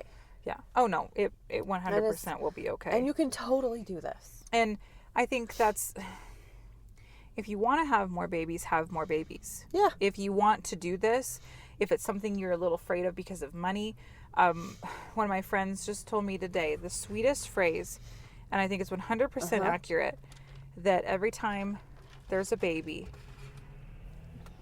the Lord sends the baby, and there's always a loaf of bread tucked under the baby's arm, because the Lord provides.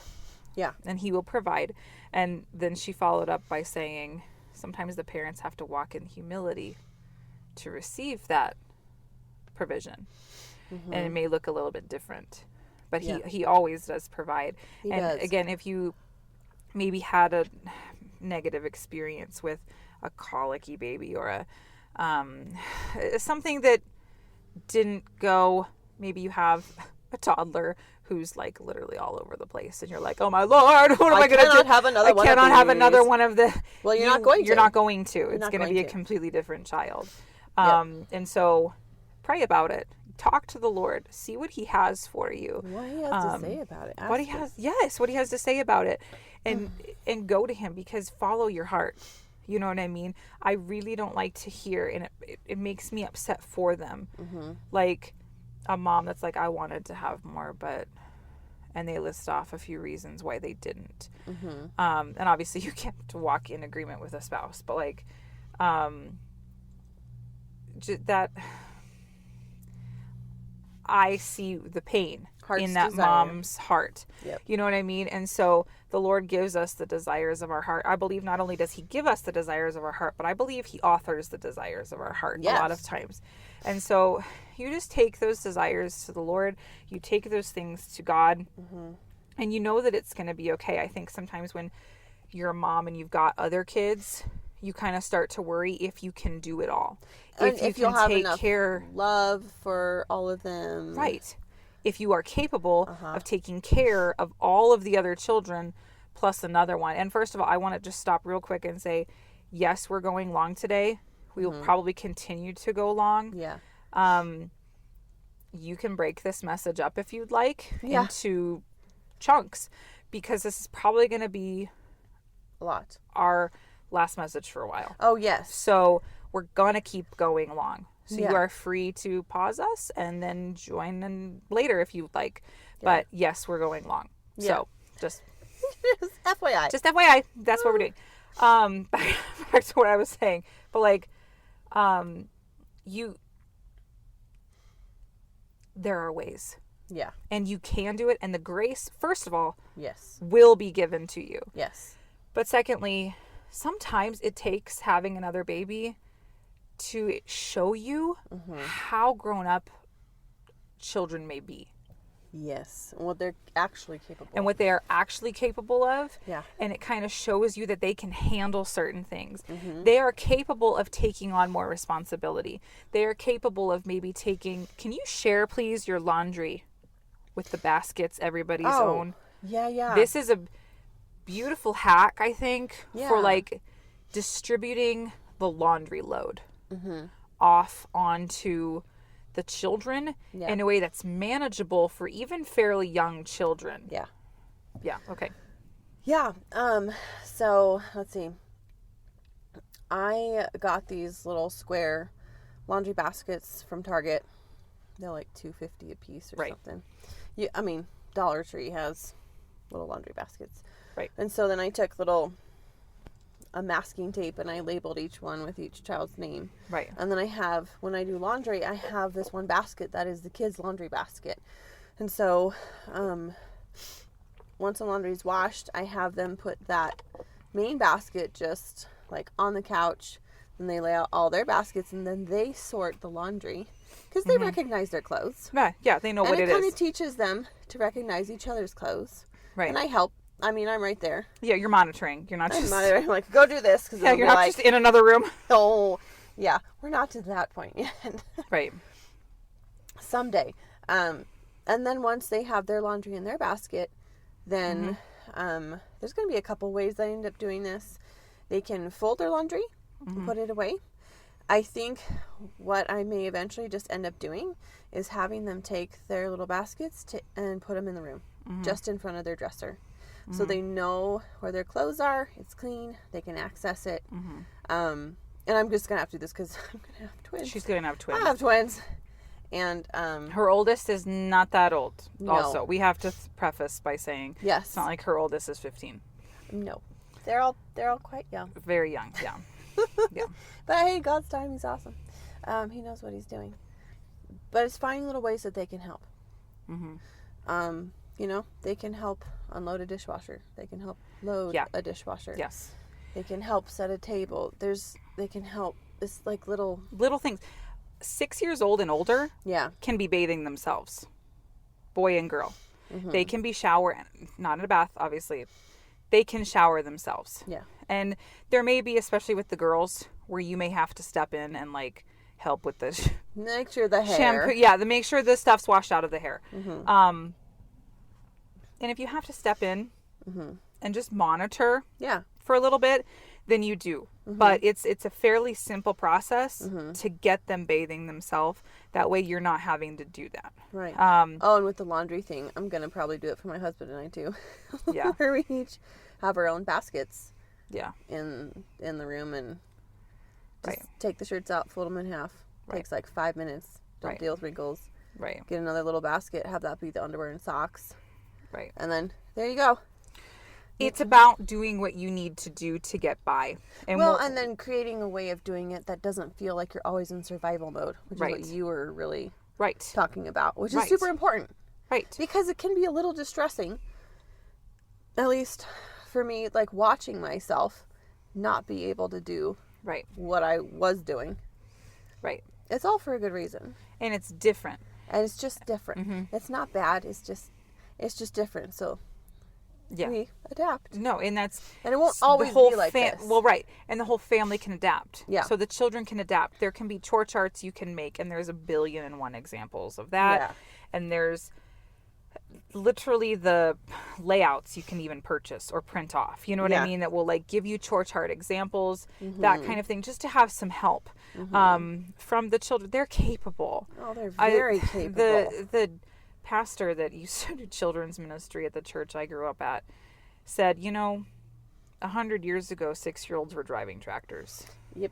And parents today won't even trust 6-year-olds to like put a plate in the dishwasher. You know what I mean? Or like bathe themselves. Yeah. And so we have to kind of learn how to let babies grow up, first of all. Yeah. And then, like, when you're having another baby, when you're pregnant, first of all, because you just may physically not be able to. Yeah. And That's then kinda where secondly, I'm when baby actually comes, Yep. you just need everybody to do their part. And it's not that you are making them grow up any faster. It's not that you are not going to spend plenty of time snuggling them or just whatever. You know what I No. mean? Like treating them like they are that baby still for you. But it's the helping them to grow and mature And in they the ways that want- they are capable. And that's like real life stuff. And they want to do that stuff. Right. They do. Really do. They do. Like they can sweep the floor. They can wipe the table off. Dude, give them a vacuum and just let them mess with it. Like a hose, you know what I mean? Because Like, and they the floor will get cleaner. It may not be as clean as when you vacuum it, but it will be cleaner. It will be cleaner. That's exactly right. Or like one thing we have our 7-year-old do is like empty bathroom trashes and There you just go. do fairly easy things, but that actually help, you know, that do make a difference. And so we have to help the children to adapt. We have to adapt our own selves. Mm-hmm. There may be more crock-pot meals. There may be more frozen lasagnas and frozen whatevers. And there may be some more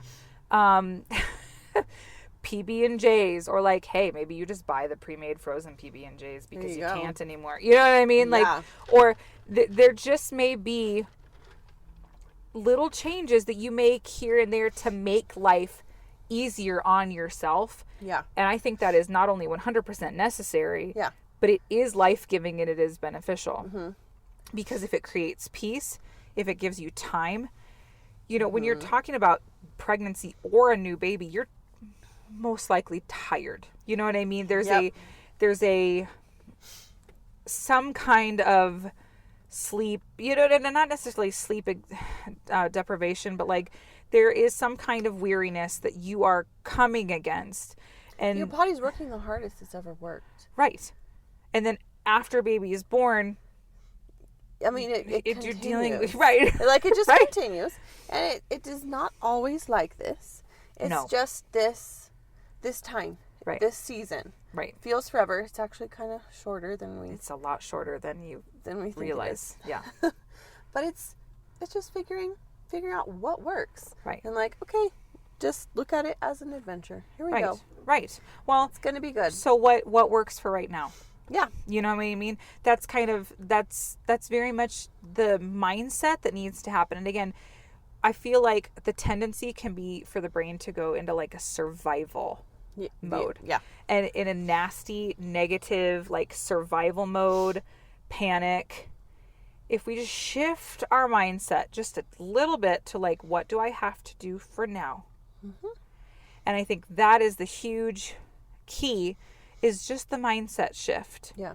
And if that's, you know, you don't cook as often from scratch, or if that means if you have the funding, if you hire somebody to come clean, God bless. Well, I mean, someone wants to- I wish, you know what I mean? Like, I'll receive that. I know. Yes, Lord, I have the money. Bless Jesus. Thank you, Jesus. Cattle on 1,000 hills. If you have the money to hire somebody to come clean, then do it. then and don't do feel it. guilty about it. Yes. If you, absolutely. The guilt. It's the Don't. guilt. Don't allow the guilt to shame, come in. condemnation. Like, no, that's the enemy trying to just wreck your peace, wreck your life. Like, he first comes to steal, okay? Right. So whatever he can steal, he's going to try. Right. Well, and if you surrender your peace over, and that he'll absolutely take it. Yeah. And so it's like we have to choose in our minds, okay, what's going to allow me peace? Truthfully, if a bottle is going to bring peace, then y'all, do it. then do it. If a pacifier is going to bring peace, then do it. If letting them nap in a swing is going to provide a solid nap, then do it. You know what I mean? There's no right, there's no wrong. No. They're obviously not going to be napping in a swing when they're 18 months old. That's No. not, you know what I mean? It's right now. And each phase changes. Yes. Quickly. And you will You will get there. I know will. you've had to do this, and I had to do this too. Mm-hmm. We had kids that were kind of trying to potty train. Well, it Baby wasn't comes. working. So we had to make the decision. To You had to do this, and I had to do this. Yeah. Just stop Just stop. trying to potty train, and just let it go for a while. Put them back in either a diaper or a pull-up or something, and just walk away. And Yeah. And just when the guilt or whatever tries to come up, say, no, this is the best that I am doing, and I am choosing this because this is what is best for my family and for this child. Mm-hmm. It's okay. If there were extracurricular activities that need to slow down or stop. Yes. It's for okay. the time. It's a small amount of time. Yes. Everyone will survive. You'll find new ways of doing things. Who knows? Right. A new fun family tradition could come out of this. Right. There may be, let's just be really honest, more screen time for current children. Oh, yeah. You know, as long as it's with, again, follow the Holy what Spirit. the Holy Spirit is saying. He'll tell you, he may say, turn on a show right now, and you're like, dear Lord, they've had this much. He's like, do it. Yeah. Okay. Yeah. Just follow what he says. Right. Because it will be life-giving to everybody. And guess what? God is bigger than screen time. Well, if it's a small period of time, like we're talking the first 4 weeks, let's say, of a new baby's life, and your children, let's say, are watching 2 or more full-length movies in a day, you know what? It's 4 weeks of their life. They're going to be fine. You know what I mean? Like, put it in the perspective of this is not forever. This is not some crazy, damaging, awful, horrendous thing. If you know what I mean? It can be done. And it's just the little thing. Do what you need to do. Oh, and we've even talked about, okay, so like do what you need to do for your pregnant self and your postpartum self. You need new bras. You need new shoes. Wear good shoes. Wear clothes that are comfortable. You know, I think sometimes take good care of your body. Yes. I know some people who never had to wear maternity pants, and I'm just like, what? Wait, what? That doesn't even make sense to me. I don't understand. It doesn't even. I don't understand. Like, I have to buy bigger ones now because. I know. Well, yes. Well, it's so weird. I'm growing out of my maternity clothes that I've. Right. Yeah. No. It's a new thing. It's a whole new world. Like, it's good. Get maternity pants. There is no shame in needing maternity pants. There's no shame in like comfortable. Oh, they're great, people. I mean, like, leggings. Dude. And that's kind of where I'm at right now. Is I'm like, I'm going to live in these leggings, and I'm going to be comfortable. I'm going to do my best to look my best. But I'm also going to be in these leggings at the same time. Best with where I'm at right now, and this so is what it is. If you don't like the fact that I'm in leggings, look the other direction. Then you can look the other direction because I don't actually care. But just know I am a happier person and a happy person to be around because I am wearing these items. Yes. I mean, like, if the dry shampoo has to come out a lot more, of course, huzzah! You know what I mean? Some like headbands to like cover up the hair. Whatever. Yeah. Well, and like back to the screen time thing, like, we watch a lot. Yeah. A lot. And right now, like my specific situation is I have several children quite close together. Right. And so we watch a lot of, educational learning shows. There's so many good ones out there. Yeah. That they're learning ABCs, they're learning math, they're learning science, they're learning all sorts of things while they are being entertained, or they're just giving mama a because break, you have to or remember, Kristi literally has to sit down. Like she's carrying the weight of 2 babies. Oh my gosh! And she has to sit. There has to be times of quiet where she sits down, and it's not just and I can't be once a day chasing. No. So and so who's in the cat food, or who's in this, or who's doing that. Right. And so I've had to just surrender that. Honestly. Yeah. I've had to surrender it to Jesus and go, okay, well. Right. this is where I'm at right now. Right. It's not always going to be this way. No, it's not. It's just It's where not. it's at. And this is the tool that he's provided. Right. Exactly. So I'm going to use it. So it's going to be fine. It's gonna be going fine. to be okay. So, yeah, there is no, like, specific number or amount of Right. screen time that's, like, good or bad. Holy Spirit knows. Right. So just, again, Well, follow him. it's just the taking care, and you're using that as a tool to take care of yourself. Yep. Because you have to have the break. We have to know when to sit down. We have to know How to pace when yourself. to pace yourself. Like when you have to like an energy budget. yes, Almost. Body Yes. energy budget. Like, I have this much energy today. right, What can I actually get done? right. You have And to know when how- to sleep. Uh-huh. The sleeping Take a more nap and the if you taking a nap if you can, and the resting, sleeping, going to bed early, getting the rest that you need, taking care of what you need for the time. Yeah. Of what If you need for the time. If you support need hose, yes, then that's a thing. get. Oh, yep, I'm wearing them. I'm Yeah. gonna be wearing them like. Yes. Yeah.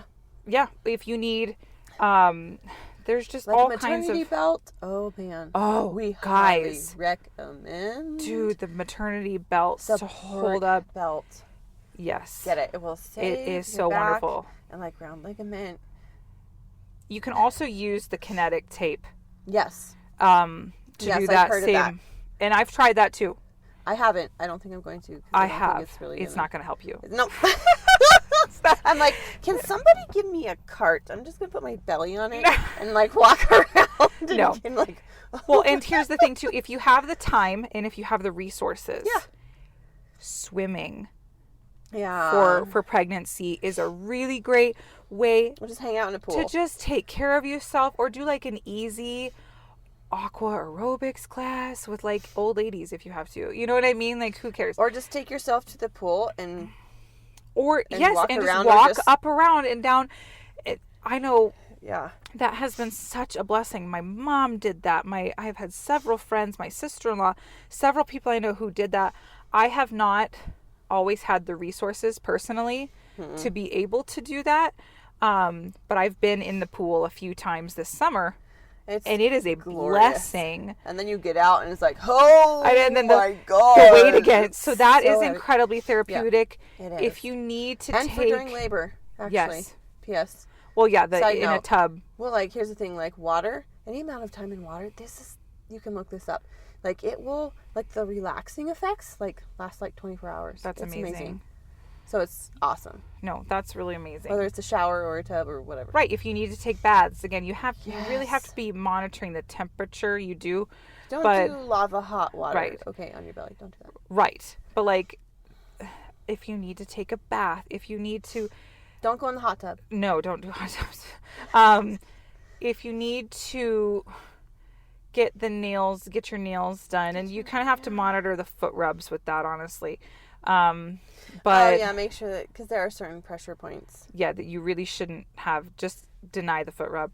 But like, if you need to get your nails done because you can't reach, if you need to go get like waxed or something, like, let's just be really truthful it's true, here. But If you however, just be forewarned, there's more blood, so it will be more sensitive. So you may or may not want to do that. there's more blood flowing to the There's- region, is what to she's the saying. region, Yeah. Yes, when Yeah. you are pregnant. But like finding things that Right. give you a boost, Yes. that take care of you, not just basic survival, basic care, but actually like you are worthy Right. of feeling beautiful Mm-hmm. and valuable and strong and precious while you're pregnant. Well, if you have to get a heating pad, and again, you shouldn't put it on your low back or your stomach, but like, if you need it on your shoulders, if you need it on you don't want to raise your temperature too high. Well, as long as it's pretty low. Yeah. Yeah. But like putting it on your thighs or on your calf Oh, muscles, feels or so like good. on your feet, Or like even like a knees, muscle or rub just kind of a thing. yes, like if you just have to put it somewhere, take care of yourself. Do what you need to do. I think so many of us think that we have to just champion through, or else we're a wimp. And it's like, guess what? I think you can do it. You can champion through because you are very capable. However, it's okay to take care of yourself. And sometimes you have to. And you have to in the moment. In the moment. But when you're pregnant, like I have this mug on my counter and it just has Super Mama on it. Mm-hmm. But one of the things that you brought up that makes a mama a super mama is also resting.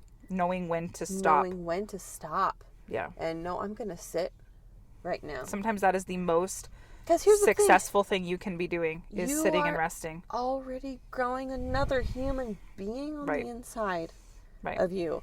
And scientifically, they've had studies that show that the amount of, I don't know, what is it? It's not necessarily stress, but the load it puts on your body is the same as running a marathon. Right. So, hey, you need this stuff. Right.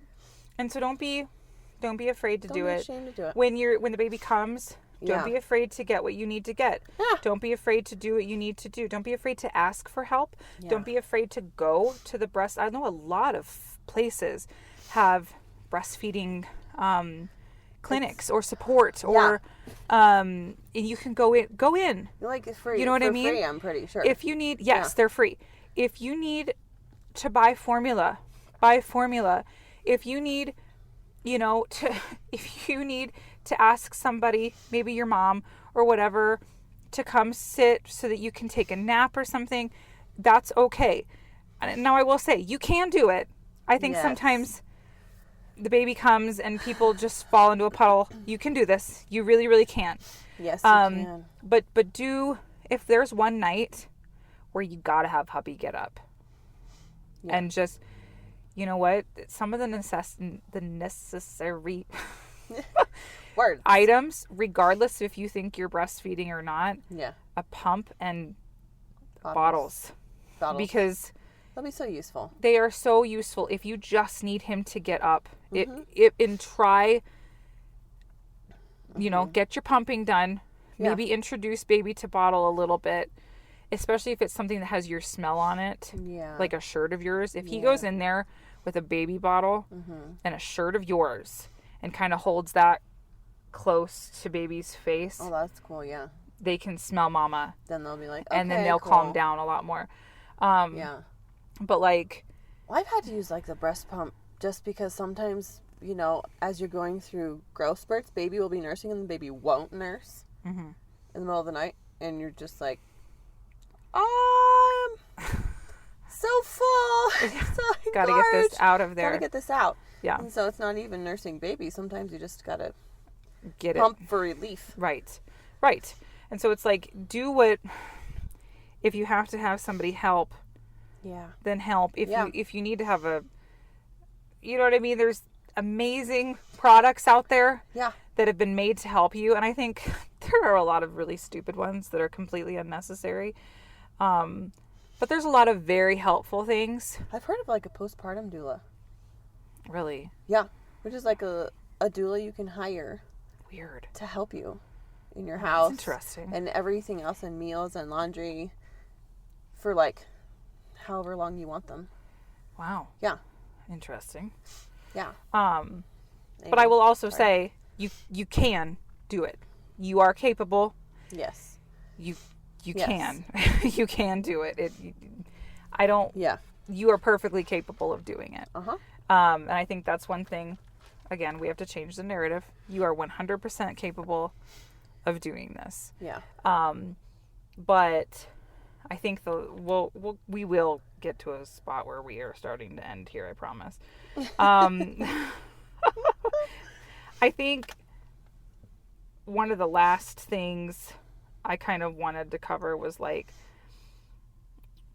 for baby, especially a first-time mom, may not necessarily know what you do need and what you don't need. And then again, you're looking at advertisers and you see things on shelves and you don't necessarily know what. And so we're talking about some of these awesome products that are going to majorly benefit you. Yeah. And I think some of the favorite things that we kind of talked about this ahead of time.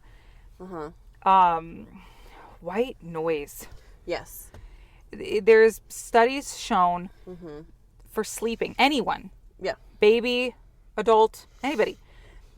When the brain comes out of REM cycle, if there's not a continuation of like sound around, they are more likely to pop awake than if there is a continual constant sound going on.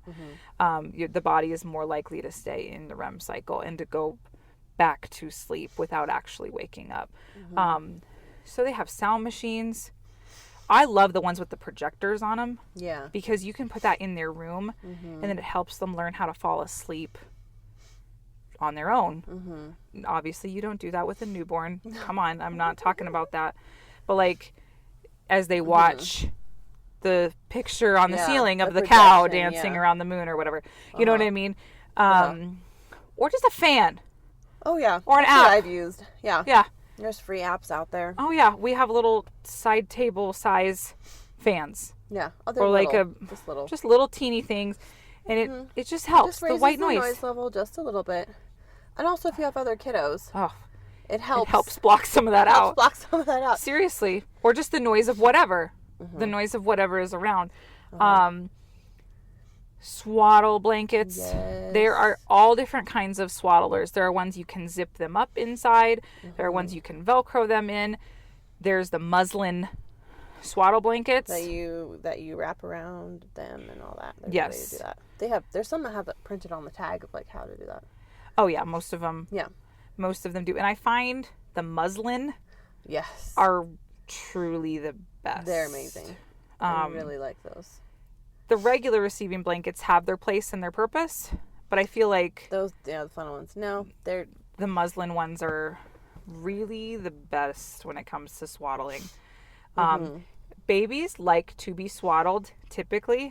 Every baby is different, but my babies liked to be swaddled past like 6 months old. Wow. Yes. Yep. So that's awesome. One in particular, and so it was a process. And those muslin ones, bless their hearts, they hung in there. Oh yeah. The whole time, and she would break out of it. Let's be honest, but like it just really kind of helped her the initial go to sleep. Yeah. Okay, we already talked about you need to have bottles. You need to have pacifiers. We're talking about things that could save your sanity. Oh yeah. In certain situations. With pacifiers, get a little clippy thing. Yeah, to clip onto their clothes. Clip onto the baby because they'll like bloop. Yeah, they'll spit it out. And then if you don't have it attached to them, it'll go flying somewhere. Yeah, and you'll lose it, or the dog will chew it up, or it'll be on the floor, or whatever. Right. And get several pacifiers. Yes. It's just good. Yeah, in different bottles too, because that's the other idea. Bless them. Different babies want different bottles. Different babies want different pacifiers. And so I had one baby that only wanted the cheapest bottle Walmart stinking even had to offer. Like with the skinny little nipple and that's all. And I was like, what? I had the nicest ergonomic real life nipple bottles available, right? And the baby's like, no thanks. I want the 96-cent ones. And that's what we had to use. Okay. And it was like, why didn't you tell me earlier? I know. I know. Great. They will all use different things, try different things, because here's the deal. Even if you're planning on nursing, again, there may just be a point where somebody else has to take care of baby. Yeah, so you're going to need to have a bottle of something. Yeah. And it's just, it's a practicality. Yeah. You're going in the car somewhere. Yeah. And even I found, like, as they get older, transitioning, when they can start transitioning to having water and stuff, it's just nice to have a bottle to put the water in. Right. Yeah, at the age-appropriate point, it kind of helps them, and they can just kind of chew on it and mess on it, mess with it or whatever. But I think it's walking into it without any isn't probably the best. We're advocates for breastfeeding. That's not what we're saying. No. But it's wisdom. And I found like depending on where you register for a baby registry, you may get some sample bottles. Yes. Okay. Yes, absolutely. Ta-da! You've got some. Right.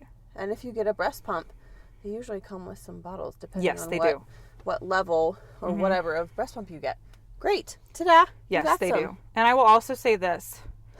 It may be beneficial to have formula around. Because you don't know. Yeah. And there's a certain amount of time a baby can go while you're trying to figure out the breastfeeding thing until that time is done, when the baby just needs food. Yeah.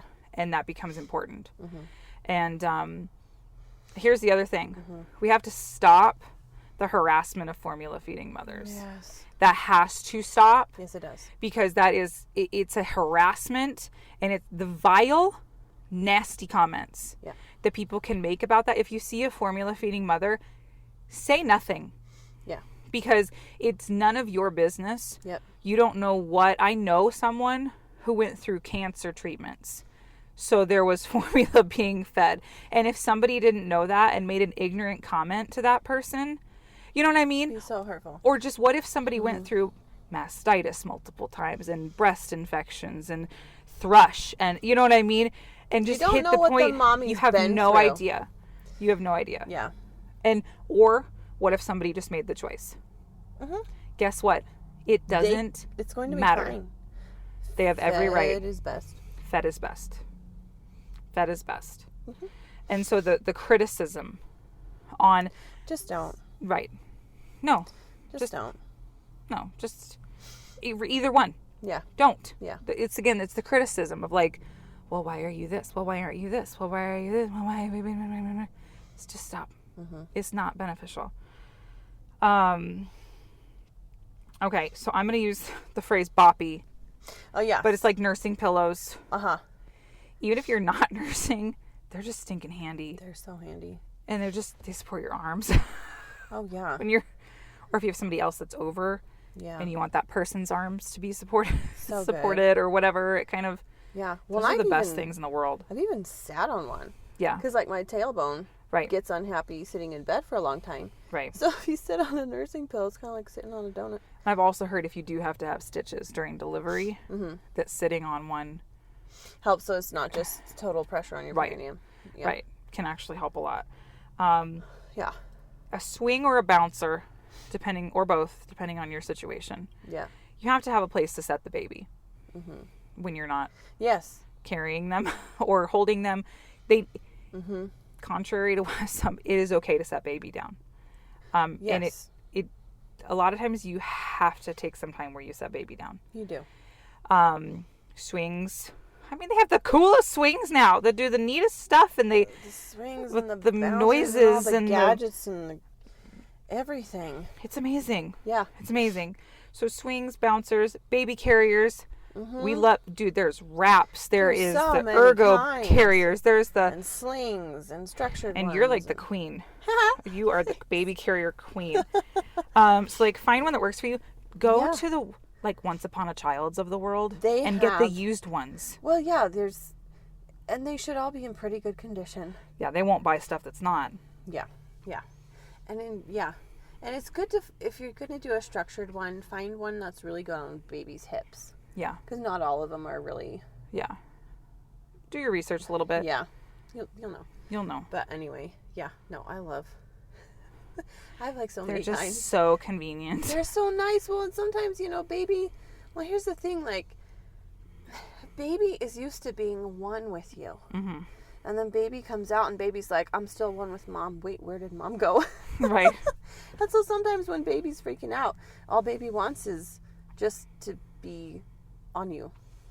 Or be with you or whatever. And if you need to do something or you just want to nap and have your arms free. Right. Put baby in some kind of a carrier of some kind. It's really helpful if you're shopping or something with other kids and you're trying to do something and you've got your other kids around. Family function. Or you're wherever. Like, they'll nap in them. They'll... Until she was 18 months old, with our fourth, literally would put her in it at a function to nap. When I really needed her to nap, and there was no other way she was going to go nap, I would put her in it and knew that she would fall asleep. Yep. And she did every time. Exactly. this is our opinion, okay? Because we've had lots of babies between the two of us. Some of the outfits for like 3 months and under especially are just ridiculous, okay? Like, it's fun to have like one or maybe two, and you can play dress up with your baby when you have the energy. Right. Or like for a photo shoot or something. Or one day where you're like, man, I want my little one to look like this. Right, right. So you just do it, and you're like, that took a lot of energy. You know what's really practical for day-to-day life is sleepers. Oh, man. God bless them. And not the button-up, snap-up kind. The zipper kind. Do the zipper. Because you know what? It's soft, and babies don't need to be in shoes. They don't need to be in jeans, like the thick denim. Well, especially the more kids you have. Yeah. It's just easy. Soft and snuggly little baby. Like, they don't need to be in a hoodie or in a jacket or in, you know what I mean? Like, in these things, it's not practical. First of all, a hoodie for anybody that's not sitting up is actually can be a safety hazard. Yeah. Or just annoying. Yeah, and like, imagine their little tiny bodies and they can't even hold their necks up, and you're like shoving them in a hood. Well, and like that neckline, even for us to put on, is not always easy. So plenty of sleepers. Yeah. Again, the Once Upon a Child of the world will have 1 billion of these hanging on the, like, seriously. And if you want to branch out a little bit, then do like a onesie and some leggings or something. Right. Oh, see, and that's easy. The onesie with leggings is fairly easy. Slip, and Once Upon a Child, they're like, buy 10 for like $10. Yes. I mean, so you can. Right. It's good. Right. It's good. So no, just snuggly little things that, you know, the shoes I like are the leather ones where they're all leather. The bottom is soft soled. And they have like the elastic around the ankle. And so they stay on. And they can't pull them off. And then their socks don't fall off. Yep. I need some more of those. Because their socks stinking falling off every 4 seconds. It's just like, could a sock stay on? Bless the Lord, oh my soul. Well, it's like, to get the socks to stay on, I usually have to put them on the outside of the legging or whatever it is. And you're like, well, we're styling today. But oh well, it's staying on. Because if you try to just stick it on there, no, it'll fall off. And it doesn't matter what brand of sock. And it doesn't matter how big the baby is. The sock will just fall off. And it's just like... Well, and here's a little hack that I've discovered.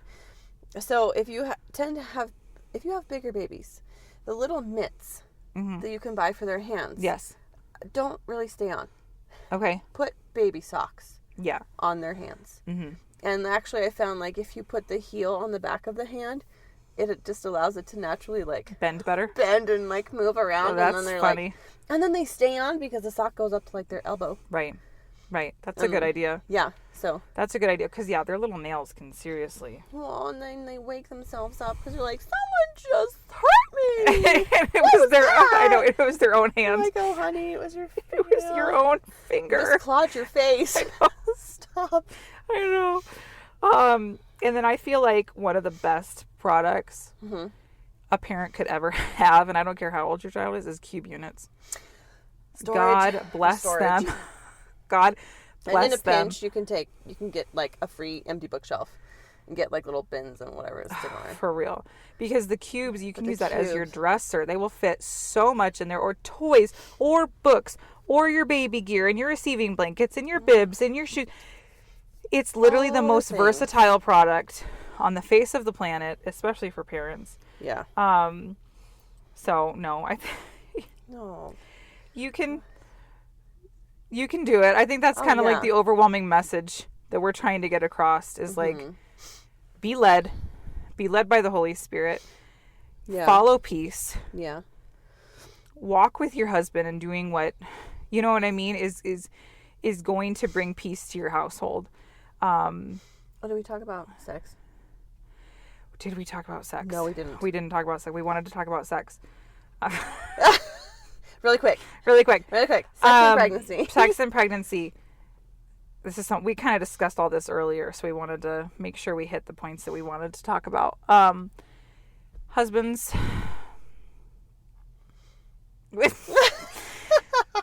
Yeah. They don't always, they can't understand. There's no way they can especially understand. First time, like, Right. I mean, you're both going through it. You both haven't done it before. They may be a little Pregnancy, fearful. They may be, like, is it gonna hurt you or the baby? No, Right. it's not. Right. And just in general, they don't understand what you're dealing with. They might be a little rough on something, and then you're like, ow, stop it. And they're like, sorry, because they don't understand. Even in general, they're not going through the growing and the stretching and the nausea and the fatigue. They don't. And the different things. Bless them, I pray that everybody's husband has grace. Yes. Sometimes they don't know how to have the grace because they have no idea. Yeah. So if you have to have a discussion, just do it in love. Yeah. Instead of attacking, viciously because you're pissed off. Like, just gently have a conversation about maybe if he's not showing enough sympathy or empathy, or like if you feel like you'd like him to help more with certain things, maybe you need it. Yeah. Gentle conversations where you're expressing yourself with love rather than just like, you stupid pig, why don't you ever do anything? You know what I mean? Like, just that's not going to get you anywhere. We do have our emotional Right. that happen, and God bless our husbands and more grace and peace upon them in Jesus' name. Right. And then when it comes to sex, it's just gonna probably be not the same. And that's for now. It's okay. It's a for now. Just right now. It's just a for now moment. And there may be one position for the next 40 weeks that feel comfortable. And that's okay. And that's the one you're going to have to do. Because that's the one that feels good. You know what I mean? Like, that's the only one that feels okay. Okay. You're not abnormal because of that. No. That's not like some weird situation. No, this is normal. Yeah, this is totally a normal thing. Or there may be 2 or 3 positions. And it may change the farther along you get. Yes. Yeah. And when your baby drops or not. And Right. Right. If you're just trying to induce labor, and so you're like, hey, I heard this works. Let's just go ahead and give it a try. Do this. Yeah. So it may look different. It may be different. Like, don't let it ruin things. No. I think that's kind of don't let it ruin. If something hurts, say something. Yeah, and stop. Don't do that. Find a different way. Right. Yeah, you just be really honest. Be really honest too with your doctor. If it continues to hurt, no matter what you're doing, I would say something. To your midwife or your doctor. Yeah. If it just doesn't ever get to the place where I'm not talking about maybe uncomfortable because it's, especially the farther you get, may not be the most comfortable thing. But if there's pain, if there's actual pain, and you've tried a lot of things and it's not, then you should probably say something. But it just is what it is. It is. It's a whole different thing. Yeah. It's between good. It's really between you and your spouse. Yep. Have grace for each other. Have grace for the situation. Yeah. Because it's for such a time as this. You know what I mean? Like, it really is. Kind of situation. Yeah. So. Yeah. Just. Anyway. You may also. Sorry, this is just real. Hey. Yeah. This is honest. Yes, it is. You may have to buy lube, and you may have to buy more of it. And use more of it. Yeah.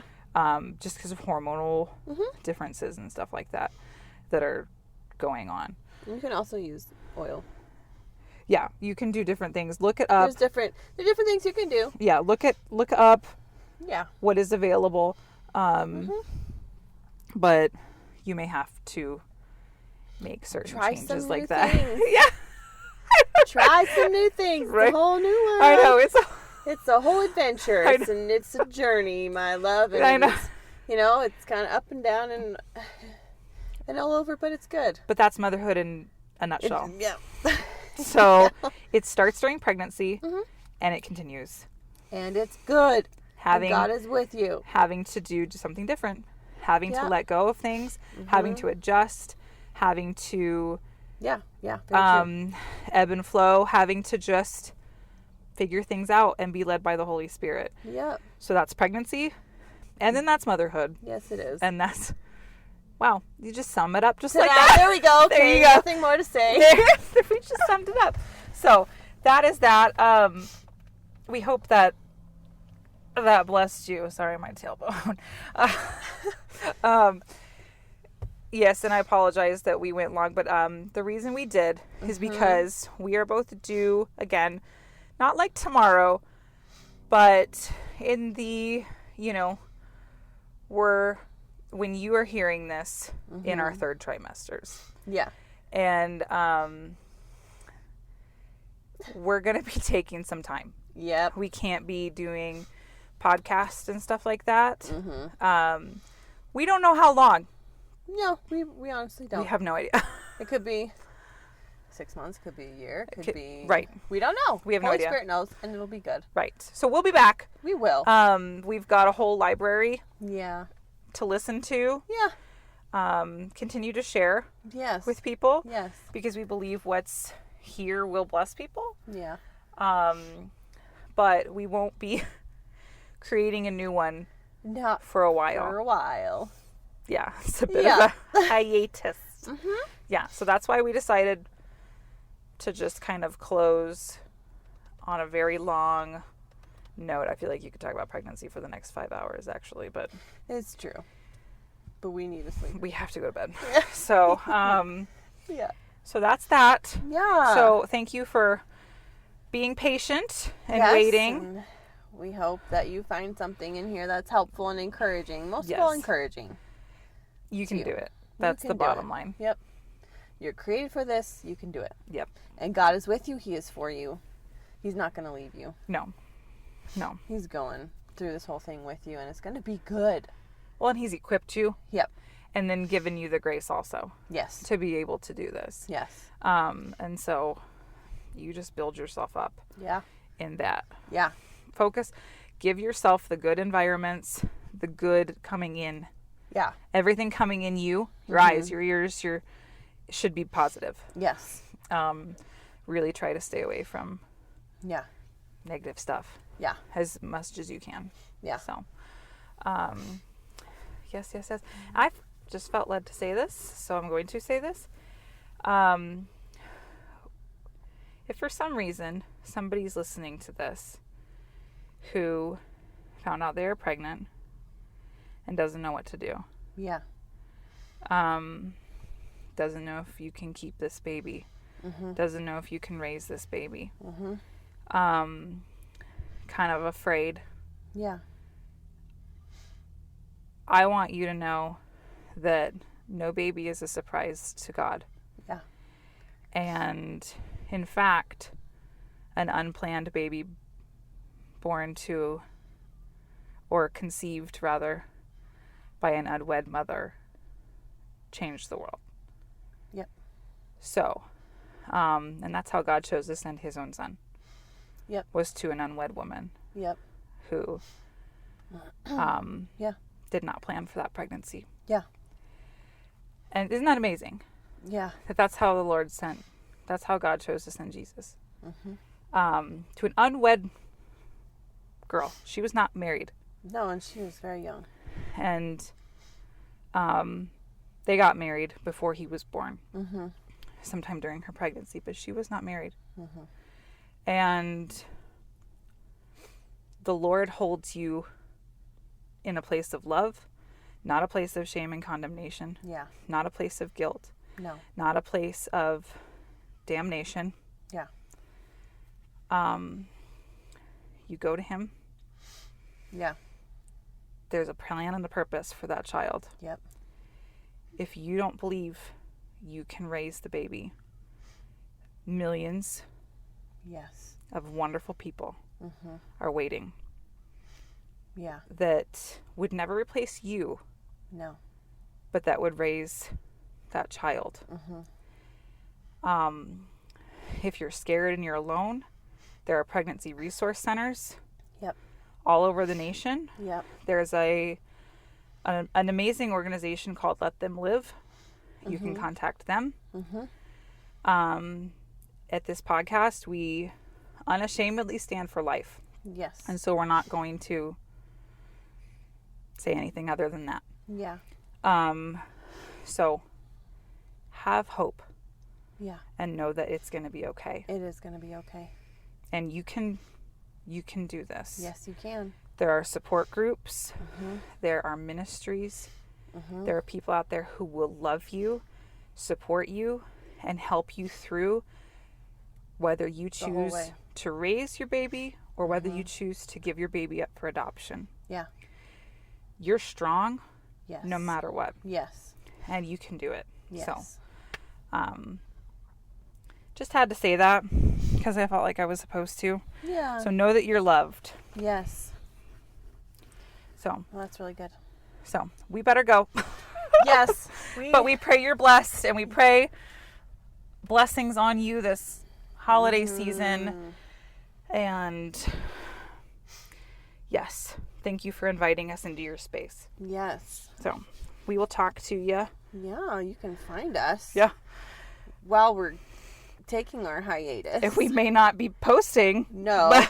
We'll probably put up a post saying, hey, there's a new episode. We have social medias. Media. So. Socials. I don't even know. Yeah. Yes. We have social medias. On Instagram, I'm at momsense, at MOM_CENTS. We have a Simply Honest Motherhood Instagram. We have a Simply Honest Motherhood Facebook page. Yeah. And then you have a couple of things as well. Right. On Instagram, you can find me at mama.grace, mama.grace247. Blah. MOMMA.grace247. You can find me on Facebook under Authentic Motherhood. I also have a YouTube channel called Authentic Motherhood, and then a blog.